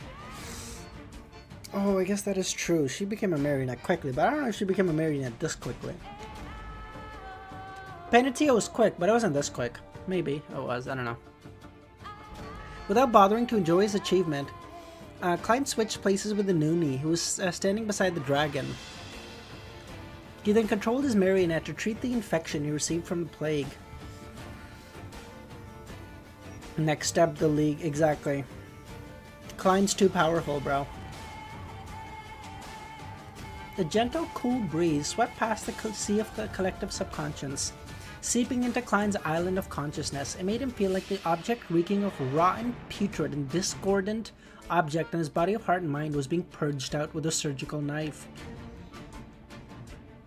The guy got a fucking cosmic ray of light. His game could make him good. Wait, you're fucking kidding. What? Wait, actually? What the fuck? What do you... Okay, hold on. World record that can never be broken.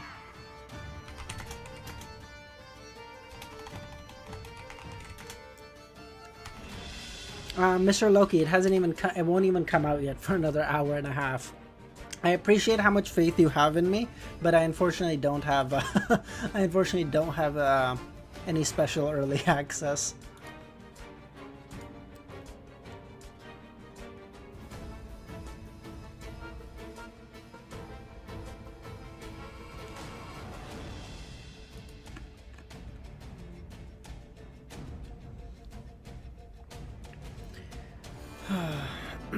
Klein's face grimaced as he Klein's face contorted as he grimaced. He felt excruciating pain in his soul.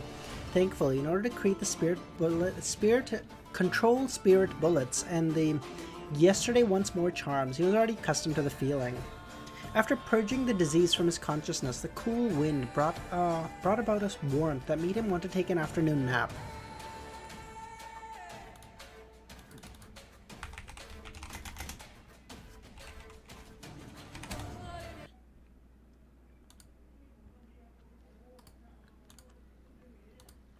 Sorry, I was just chanting music really quickly. It made him want to take an afternoon nap. It also damaged his spirit body to relax, as if he was soaked in a bath. By the time he recovered his mental disease, the gentle air that blew at him became intense. wiping away all the contagion left in the air. After doing this, Klein made the grayish-white dragon rapidly shrink its body, converge its godhood, and return to its human form. Thank God, I thought this motherfucker was gonna be stuck as a half-dragon forever. However, as Havin Rambus's clothes had been ripped to pieces, the grey scales on his body didn't disappear. A few seconds later, Ariana walked out of the crimson moon. The angel stretched out her right hand and with a gentle squeeze, let Havin's blurry soul leave his body and float above his head. Why are you helping George III? This is the choice of the times. An inevitability of destiny.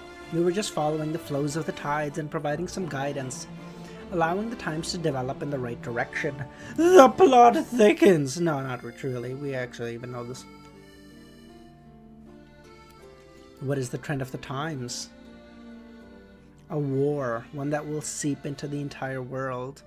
Isn't peace just nice? Klein couldn't help but mumble. What's the secret George III is hiding? Every king is restrained by the three major contracts and can only reach a limit of sequence 5. But with our help, he will bypass the restriction. He has bypassed the restriction and already reached a higher level. Once the tide comes, he will easily be able to ascend to the spot that should have belonged to him.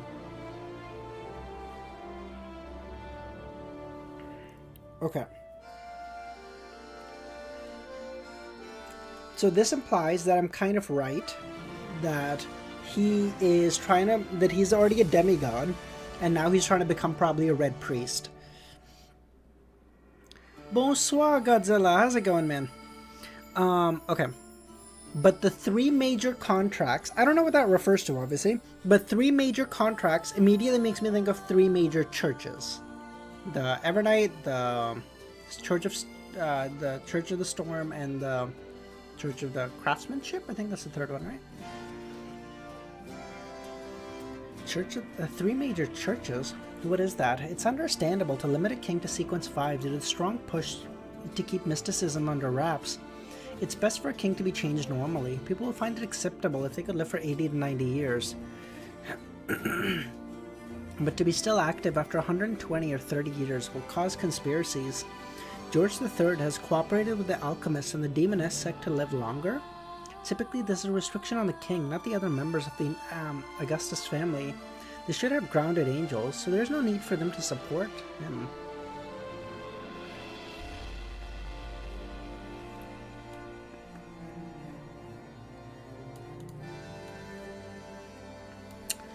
All good, King. All good, Godzilla. I appreciate you popping by all the same, man. No worries. I get it. September's coming, which means more likely than not, a lot of people are going to have to start school and stuff. So you're good, man. No worries. I appreciate you popping by all the same.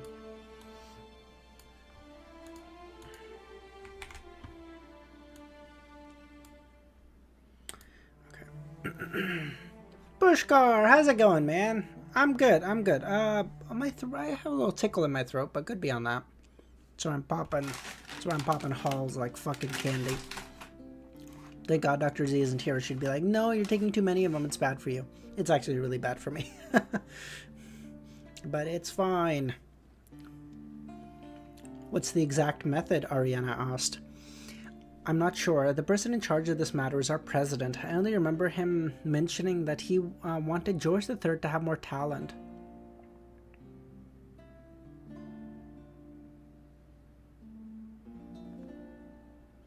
Oh. Dude, Adam? Could Adam be a fucking transmigrator? Am I fucking stupid?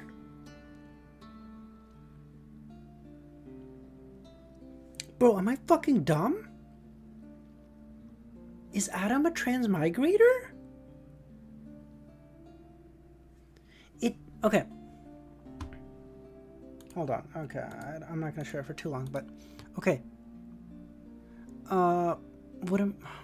Fuck, where? Bro, did I fucking make this up? What is happening?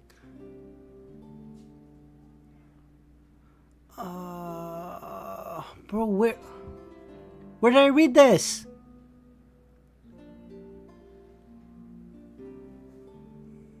Bro, am I actually fucking dumb? Where am I reading this? No, I already read this.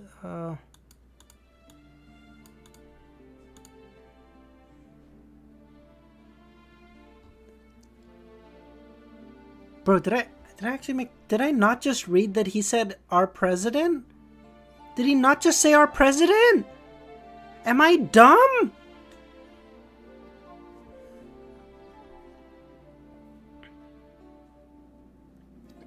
Didn't Ariana ask him, like, who's supporting him?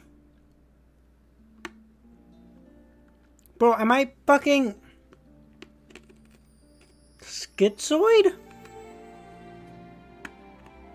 Oh, thank you. Thank you, DSV. Oh my god, I thought I was going schizo.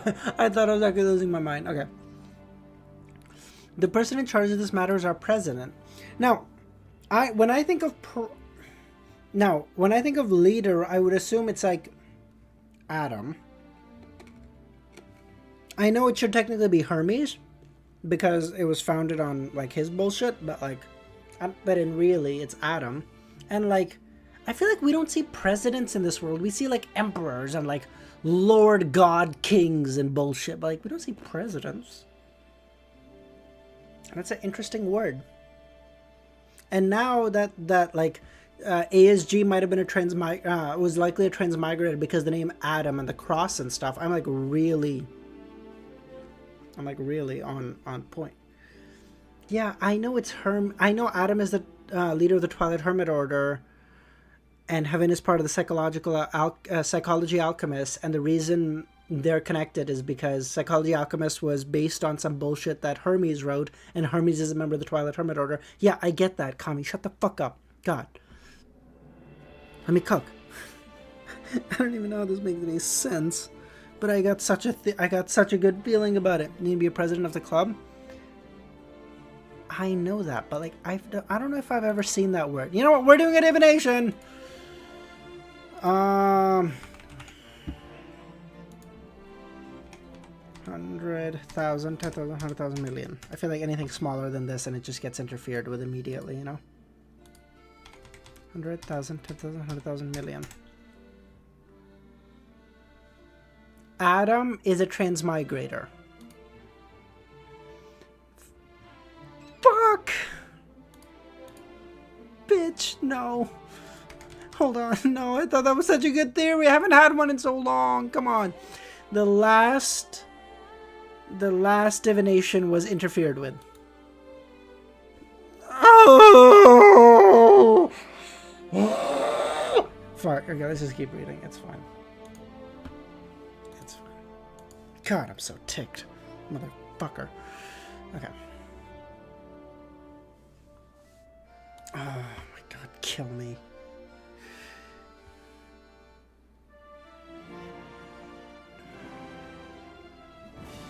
George III still isn't a demigod, is he? Is he using some method to possess a higher level and perform the acting ahead of time? Ariana asked. Yes. To the Church of the Evernight, this was a crucial problem. If George III was already a demigod, he could directly contact the Church of Storm and Steam to capture him, because the king himself was enough evidence. What is the exact method? Ariana asked. I'm not sure. The person in charge of this matter is our president. Pushkar, it says it should be coming today, but I think they're fucking lying to me, because it's not here yet. It's fucking 9 p.m. So I don't think it's coming at this point. It's just fucked. Because they told me it was coming today. These liars. No, I don't have it yet. I will fucking keep you informed. I'm so ticked. I only remember him once mentioning that he wanted George III to have more talent. More talent? Klein instantly remembered something of Roselle's diary.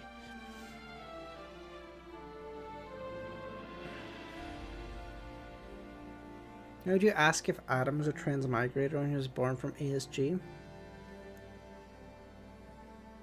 The word president has me really on edge, okay? Hey there, don't judge me.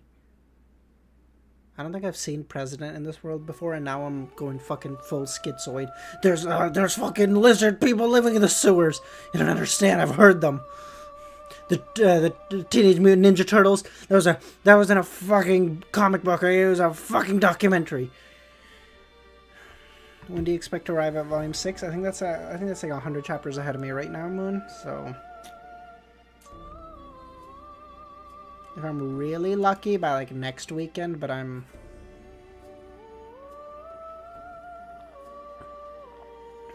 probably mid the following week, much more likely. In the eyes of the Emperor, the so-called talent was to make one's psyche and soul more like a higher-level ancestor, and as such be able to obtain the recognition of the corresponding characteristic or mental imprint within the artifact or characteristic, allowing them to easily consume the potion or wield the artifact. This wasn't a perfect solution. It could even be said that there were great risks. This was because the mental imprint would revert and control the consumer or the wielder's soul. Take time off work if you want. Hey there, I literally just started. My fucking vacation hasn't even accrued yet. I couldn't even if I wanted to. But this is actually fine, because then what we'll do is later in the year, when we're like coming up on the end of the book, I'll take some time off and we'll fucking hammer this bitch. We'll just like near the end of October or some bullshit, you know, when I got time, we're gonna go, alright, we're gonna take a week off and we're just fucking and through this whole bullshit. The lizard people live in the White House. Alex Jones told... True! Alex Jones told us! They're making the fucking frogs gay. Clip it. Volume 6 and... yeah, no, I can't do that. I wish, but no. Who is your president? Ariana asked. He has many identities and names, but I can confirm that he is the president of the Psychology Alchemists as long as I see him. His current identity and names are...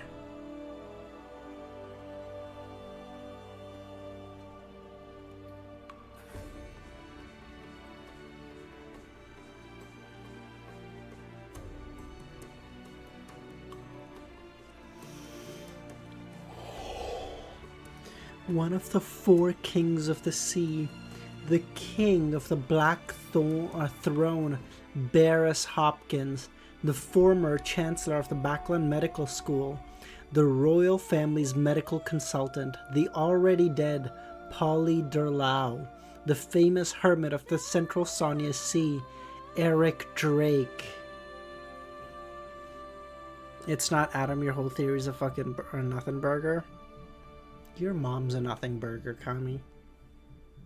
How about that, bitch? God, shut up. Let me cook! God! It already got disproven. Why you gotta shit on me more? This motherfucker. King on the Black Thorn. It was only then that Klein realized he had heard of this title. So Nast is from the Spectator pathway.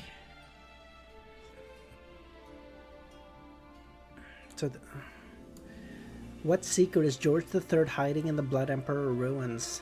An extremely important thing. If he wants to grasp it, he will need a large number of sacrificial rituals. What is it?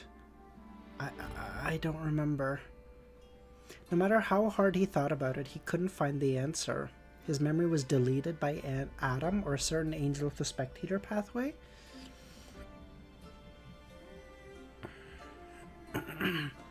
Ariana fell silent for a few seconds before lowering her head and asking Klein, "Do you have anything you want to know? What is the name of the high sequence beyonders of the Spectator pathway?" Oh shit! Wait, I already know all of them, don't I? Wait, fuck, do I know all of them or do I just know some of them? Fuck.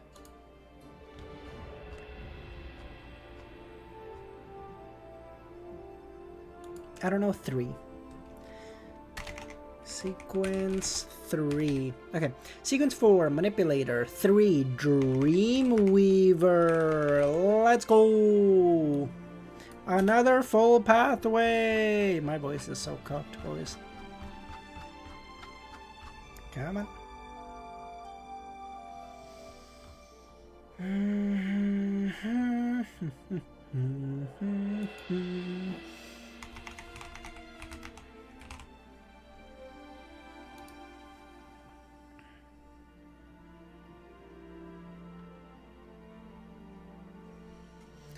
Sequence 4, Manipulator. 3, Dreamweaver. 2, Discerner. 1, Author. He didn't mention Sequence 0. Clearly unaware.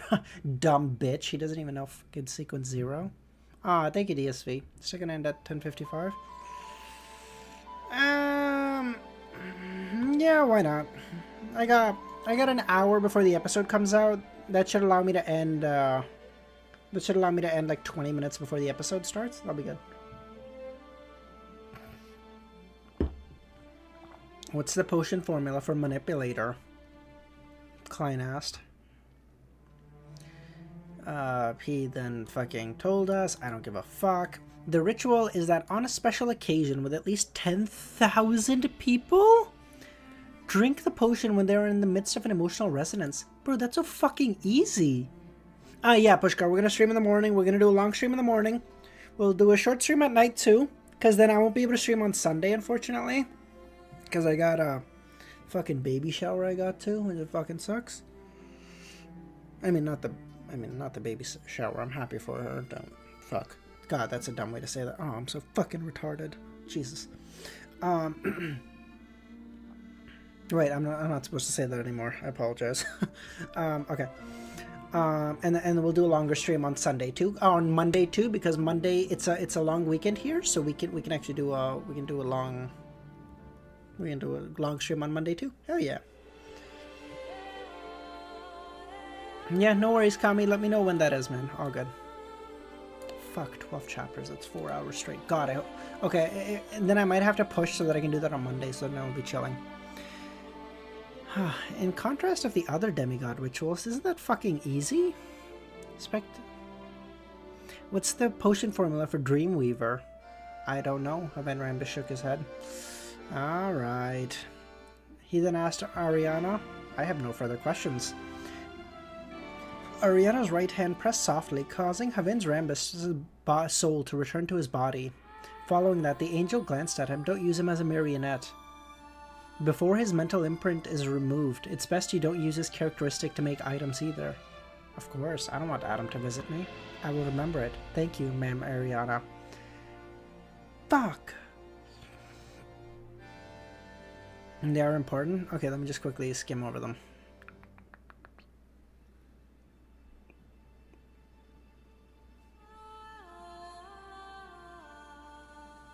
Okay, let's go.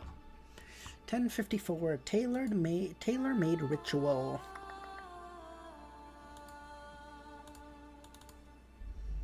Oh, fuck. 14, come on, what are you doing to me, Kami? God, I will say, for how well Cuttlefish made this, it's 12 because wrong. Okay, for how well Cuttlefish made this series, he didn't at all make it thinking two dumb motherfuckers are gonna read all this live.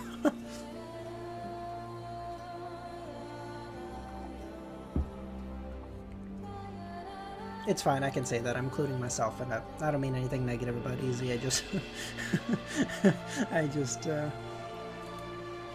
Nah, I'm sure if I joked, I'm sure if I said that to Easy too, he'd probably agree. It's fine. What do you guys think? Oh yeah, there's a guy in fucking Spanish too, isn't he? Yeah. Damn, bro. I wish I took Spanish more seriously in high school. Damn. I'd be chilling if I could do a collab with that guy too. Based. After thanking her, Klein immediately gave up control of Haven Rambus. No! No, Klein! You dumb bitch! Just put him above the Grey Fog. Why would you get rid of him? Fuck her. Ariana doesn't know what she's talking about. She's dumb. No, just put him above the Grey Fog. With that, the Spectator Pathway demigod collapsed to the ground and became a corpse. Fuck. Ariana lowered her head and took a look, the darkness in her eyes growing deeper. Havin's corpse immediately got erased like a pencil drawing being erased, leaving behind only the ice blue metal cylinder. God, Ariana doesn't know what she's talking about. She's dumb as fuck. She's dumb as a bag of bricks. Don't listen to her. Gape him. Throw him above the Grey Fog. He'll be fine.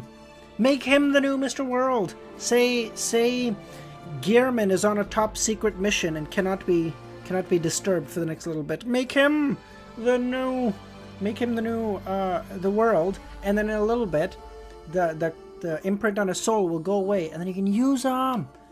Be smart about this. God, Klein is dumb. Right on the heels of that, beams of light seeped out of the void and gathered together, and formed a fist-sized heart. This was a Beyonder characteristic left behind by a manipulator. Ariana's concealment and reverse concealment process is quickly able to extract the characteristic. Ariana calmly replied, "The mental imprints have all been removed." She removed them in like 4 minutes! 4 seconds! Bro, stand here for 5 minutes and just remove it from his soul too, and then let him keep it! Klein, God! Should have asked her! Romero, I did not lie about the time. You're fucking lying to me, bro. What do you mean? Romero, I did not lie about the time! You can't read. How is this on me? Fuck you.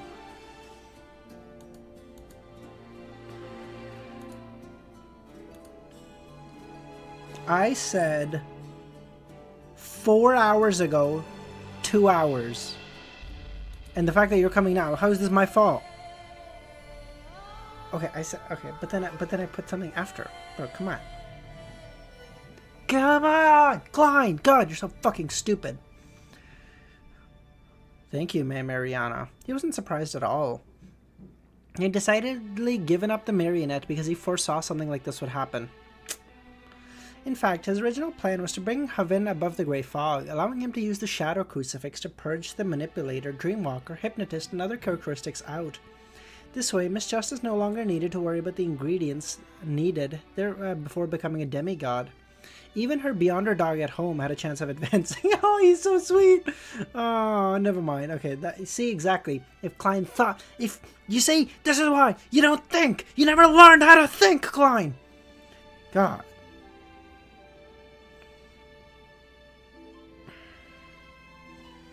But, God, Susie is so close to becoming a fucking god if this piece of shit would get his act together. Audrey would be a fucking true god before anyone else. God, Klein keeps letting everyone down.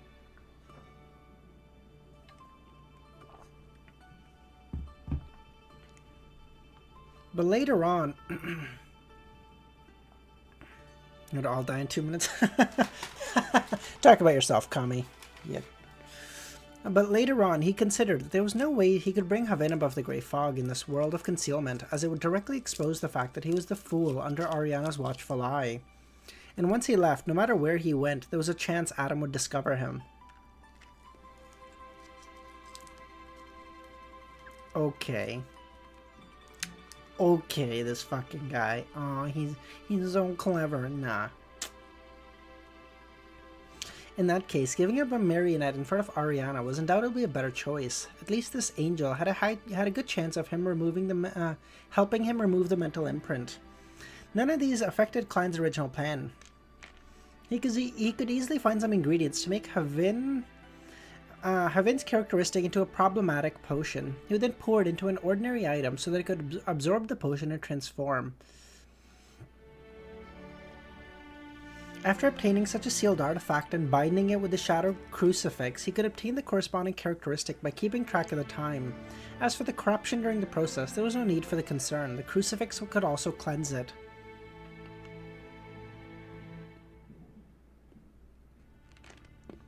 Arthur, I do that for 7.5 hours a day at work. I'm not doing that outside of work, bitch. Nah, I'm just kidding. Klein picked up Havin's characteristics, but he wasn't able to stuff it in the iron cigar case. It's too big. Oh, the iron cigar case for once can't handle something shit. Bro, we need to get a bigger iron cigar case. He could only stuff it into his pocket. Bro, can you imagine a regular fucking cop stops Klein? And he's like, sir, there's been a robbery nearby. I need you to empty out your pockets. Klein takes out of his pocket a fucking heart. And the guy's like, what the fuck? What are you on? Did he meet the Undertaker? The Undertaker. Yeah. Yeah, she works in the same branch, right? So like So like I saw her all this week. Not today because she was on vacation or something, but yeah, I saw her the rest of the week. Okay. As for Ariana, she cast her eyes on the ice blue metal cylinder and said, "It's from the cosmos. It's best you don't use it. Even carrying it with you should be limited. Otherwise a gaze will be cast onto you, causing you to be corrupted." From the cosmos? Soon he remembered the familiarity of its origins. This originated from the yellow light Venethan's prophecy of the apocalypse and the sight of the spirit world. Casting one's gaze from the cosmos, the lands shatter. Everything in the world will cease to exist. Are you perhaps part of the criminal pathway, sure? Like me, Romero? I'm of the accountant pathway. The apocalypse. The origin of the sealed artifact is related to the apocalypse? What the hell does the cosmos represent? What does that have to do with the astral world? Faced with the question, Ariana gently nodded and said, "Yes, the cosmos. Is the cosmos above our head? Yes. There are many hostile existences that are attempting to destroy this world? I can't give you an answer." Oh, when the cops find the heart path. Oh, I see. Okay. He just goes, no, officer, you misunderstand. I'm actually a surgeon. This is a donor heart that I'm bringing to my patient who's on the operating table at the hospital. They're like, what the fuck? Oh, actually, I do need to watch. Oh, fuck, I need to watch the Fantastic Four movie too. I'm saying it. No, I've heard it's decent. Nothing too good, nothing too bad about. I mean, good enough.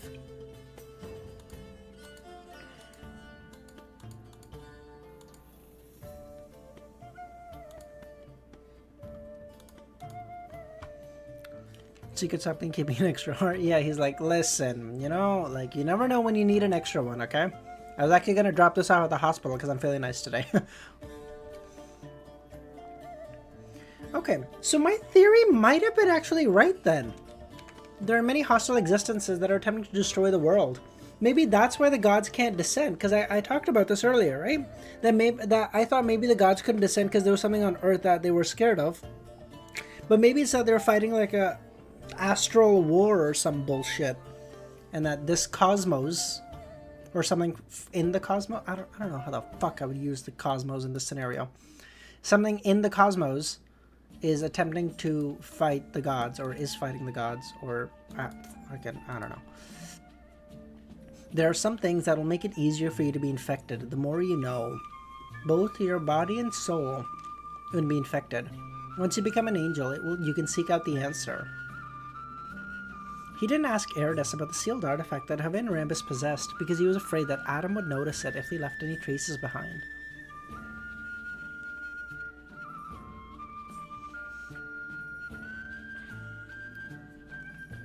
Life is not fair. True, DSV.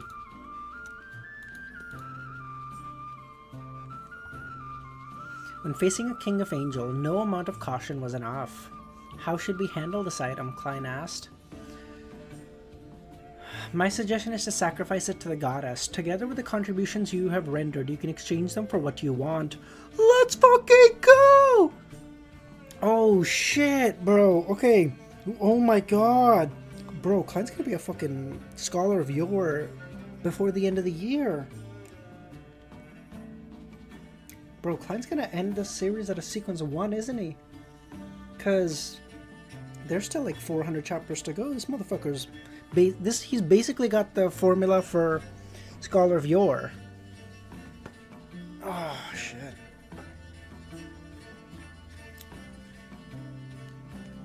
I love how you go from formula from goddess,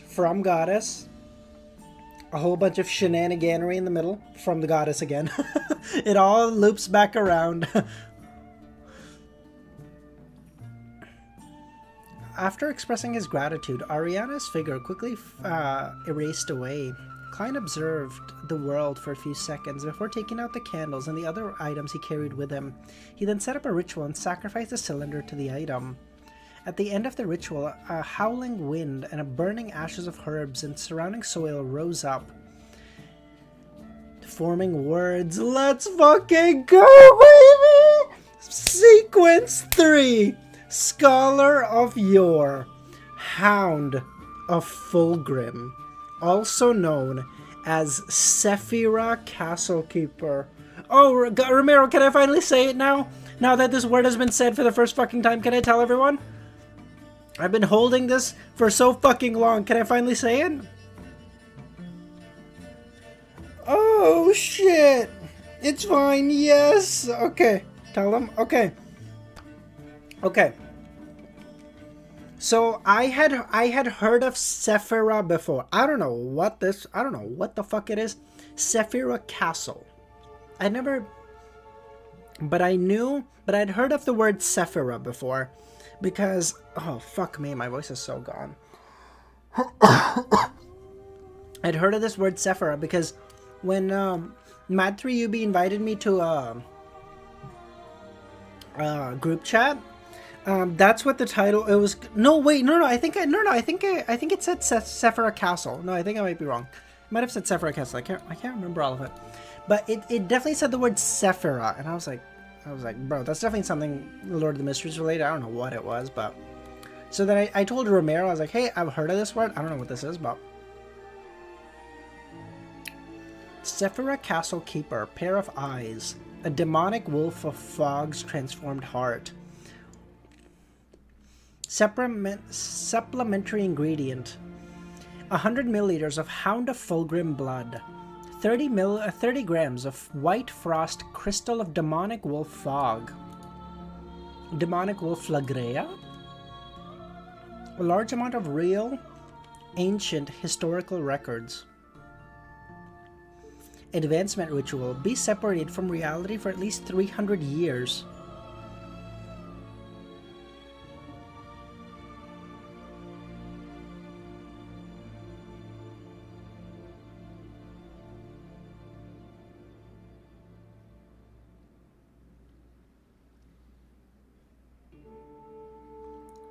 What the fuck? What? What do you mean? What do you mean? Be separated from reality?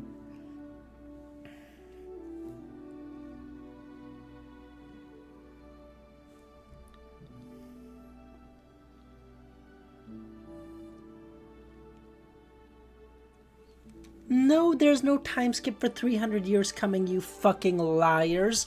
What do you think, I'm gonna fall for that twice in a row? Fuck you guys. No. Okay, so what would it logically cause? Would Klein's time spent in the cocoon count?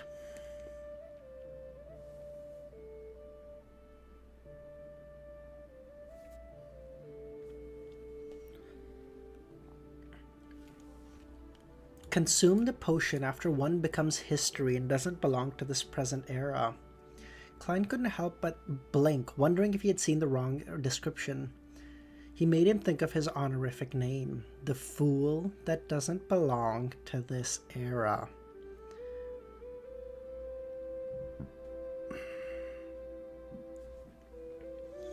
Oh, this has got to tie into the thing that Havin just proved like 2 chapters ago. Okay, because not everyone was here, so let me cook. Let me cook. Okay, fuck. What? Oh, I mean, that's not bad for now. Okay, whatever. Okay, so it was mentioned that Havin, so when Havin tried to invade Klein's spirit, island of consciousness or whatever the fuck, Klein used the gray fog to send him to some random bullshit. And in the gray fog, And in the gray fog, he saw another island that proved that someone was asleep in the gray fog, which Klein said, like, oh, I'd suspected this for a while, but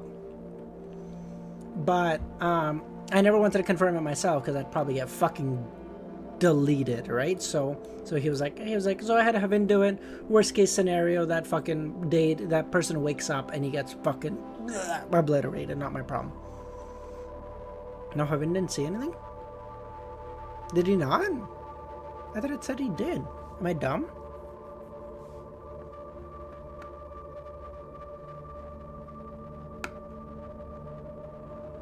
You didn't? Oh. Oh, never mind. Okay, never mind.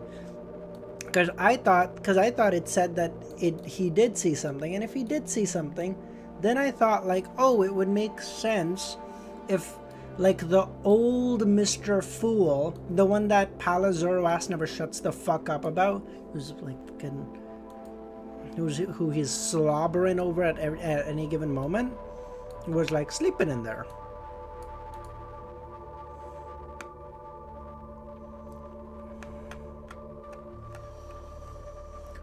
I've been hanging above the Door of Light for more than 300 years.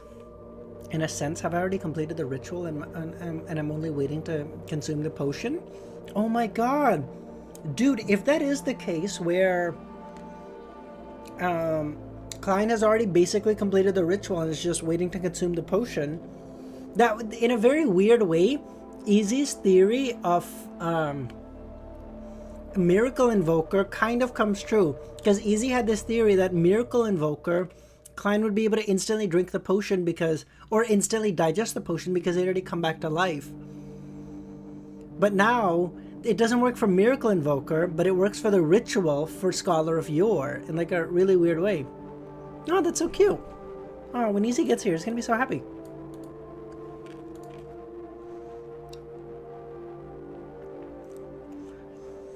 The Grey Fog really has a close relationship with the Seer pathway. Could it be the manifestation of the uniqueness? Klein was delighted, but also grim. He didn't know. This was because he didn't know if a price was exacted for such a bestowment.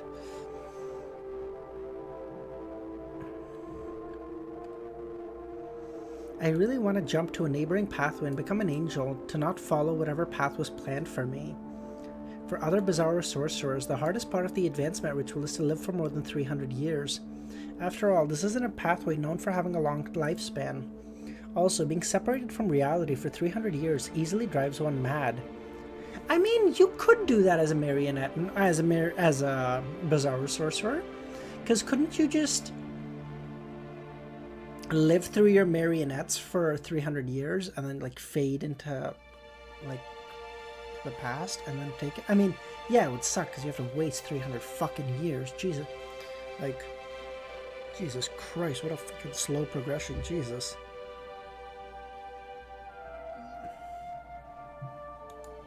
As for bizarre sorcerers who are in a dissociative state, the risk of madness is quite significant. After an unknown period of time, he ended the ritual and put away the items. As he walked out of the garden, the gigantic crimson moon and the pitch-black darkness faded away. Then he saw the fresh autumn flowers and sunlight shining above them. He also saw a blonde girl waiting there. Audrey's eyes wore an elated look as she smiled. Klein nodded as his figure was enveloped by scarlet flames. Elsewhere in the garden, there were flames soaring as well, but they weren't obvious. As the flames dissipated, Gearman was gone. Audrey fell into a daze before thoughtfully looking away and entering the Viscount's residence. Above the grey fog, Audrey looked at Gearman and asked what was Havin's true goal.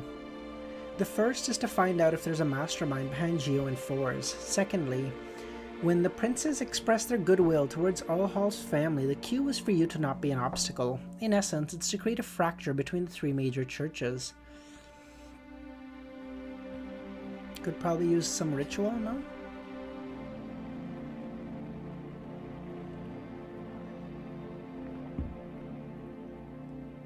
Maybe use some loopholes? What loopholes would you use for 3? Because it gives a time frame, Pushkar, is the problem. If it just said, like, you need to fade to history, then maybe you could do that. Maybe you could find some loopholes. But it says, like, you need to wait 300 years. Like, it says, like, the fucking time frame. What do you do with that?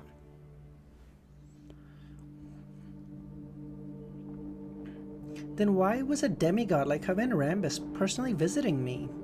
If you wish to deceive the guards arranged by Earl Hall, as well as hypnotize a hypnotist with a great certainty without causing any commotion, Sequence 5 may not be able to do it, so it's best to send a demigod. Furthermore, you knew Havin, so your vigilance around him would be minimized. To be honest, if you weren't careful enough and had an unnoticeable helper like Sudri, Sudri, what the fuck? Susie and Audrey. Sudri. If you weren't careful enough and had an unnoticeable helper like Susie, the whole matter could have gone smoothly without you and I noticing till Monday. Oh, that is true. Like, someone like Ouroboros could probably loop you. But, like, the problem is, Ramiro, that would get you to 300 years because they could hit you with a time loop. But that doesn't make you fade into history, though, because physical time for the rest of the world is still the same.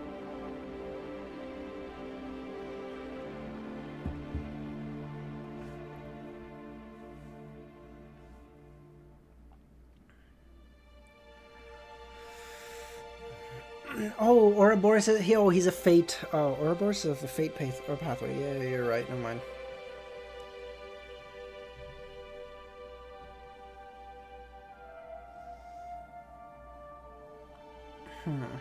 So I'm already this powerful, Audrey smiled. He was even more powerful than I imagined. You actually hypnotized a demigod. A demigod that's good at hypnotism, Klein praised. That's mainly because of the fate siphon charm you gave. My hypnotist potion seems to have completely digested. Yeah, no shit, brother. You fucking just...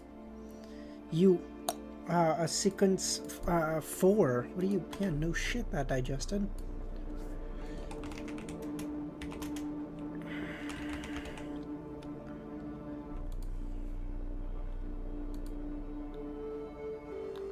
High sequence Black Emperor could distort? Oh, maybe.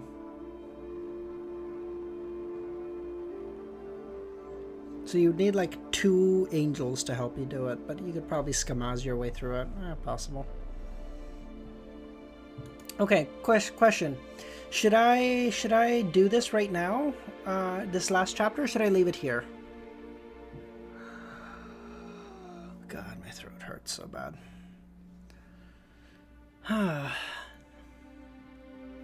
This is you know what, fuck it, let's just keep going, fuck it. This is a good thing, it's even more so for the current situation. Audrey understood what the world meant. In this storm that was sweeping around, even if she stood by the sidelines, it was good to improve herself. I'll urge the Sun to give us conditions to complete the deal and try my best to advance to Sequence 5. When the time comes, I hope I can receive the protection of Mr. Fool and remain conscious in my dream. You don't have to wait that long. I can sell you the Dreamwalker Beyonder characteristic by tomorrow, at the latest Friday. Really? It's actually from Havin. The new cross Mr. Fool obtained can allow the characteristics to be purged. Is that so? Praise Mr. Fool, and thank you, Mr. World. It's just a transaction. You need to pay for it. Oh, what do you need for it? 8,000 pounds? Can you sell the separated hypnotist characteristic to me as well? It's for Susie. The incident this time was resolved all thanks to her. The higher her power, the better help she can be. No problem. 4,000 pounds.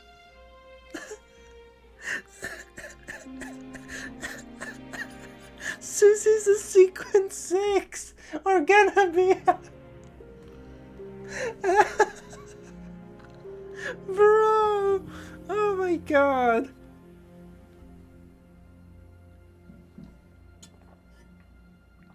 Oh my god, Susie and Emlyn.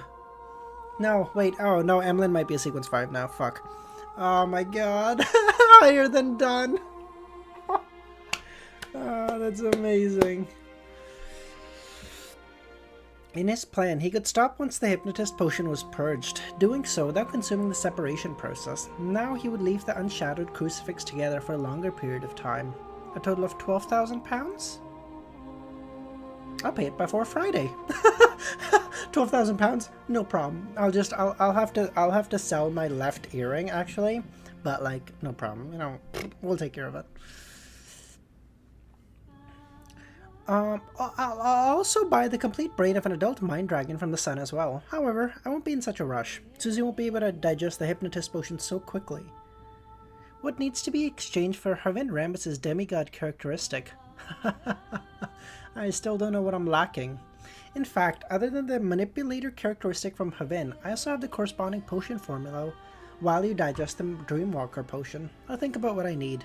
I'll get you to do certain things and gather certain materials so that you can make sufficient contributions to exchange for them. Audrey, this is... Dude, what Audrey is doing is what the socialists think billionaires are gonna do. They're just gonna like pay their way into fucking godhood. They're gonna be like, listen to me, I'll give you $4 billion if you allow me to become a god. And some dumb motherfuckers eventually just gonna go, alright, sounds good. This is what they're afraid of. This is what they think Jeff Bezos is doing in his time.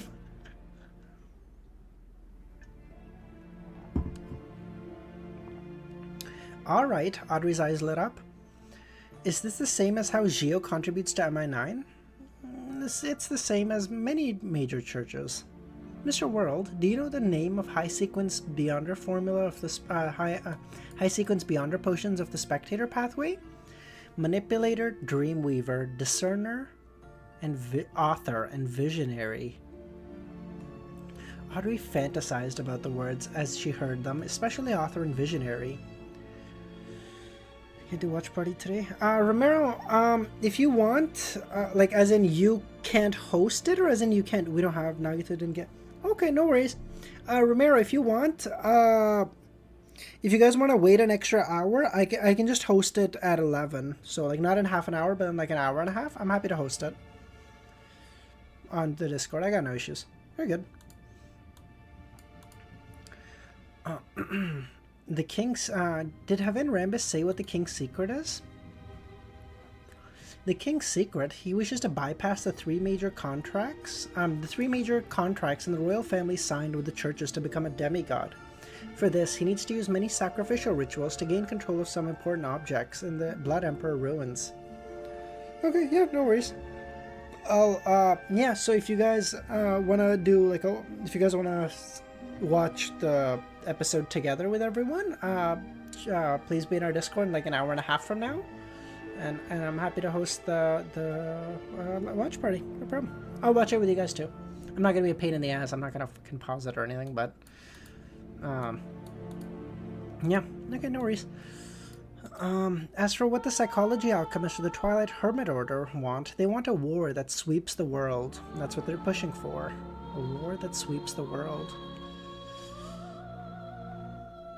Audrey's mood plummeted. I hope we can stop this.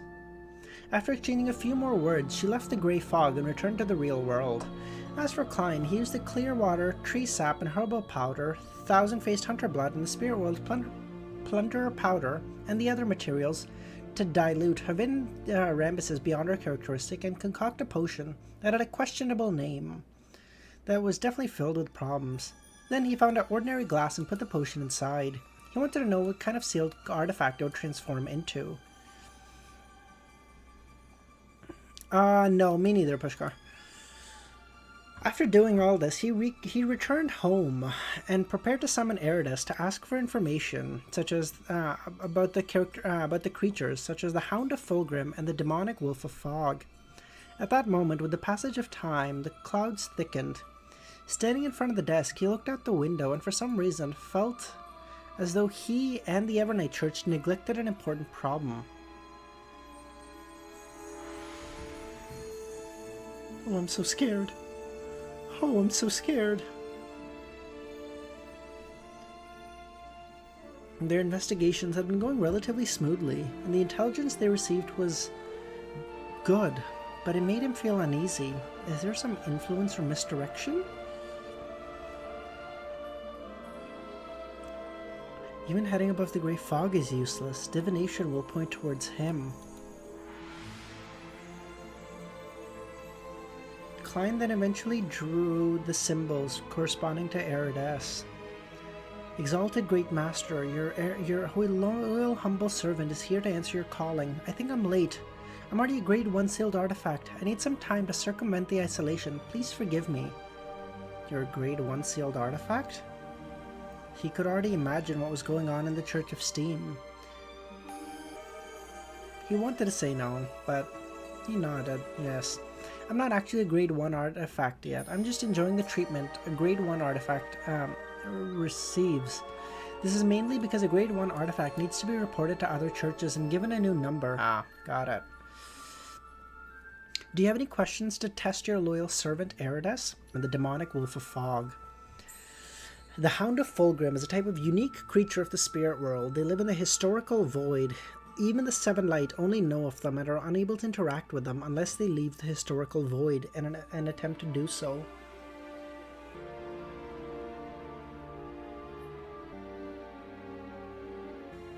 Interesting. But even so, what you see might only be a projection of their past. Hold on. Am I back? Oh, God. Train of thought as he read on. Alright, since it's apparently there, I'm going to end it there. I mean, everything seems to be... But, alright, we're going to end stream there. I don't know if you guys can even see this, but all the same, I appreciate you guys being here. Have a great rest of your day or nights. I'll catch, hopefully, a lot of you in like an hour and a half in the Discord for the watch party. Bye, guys.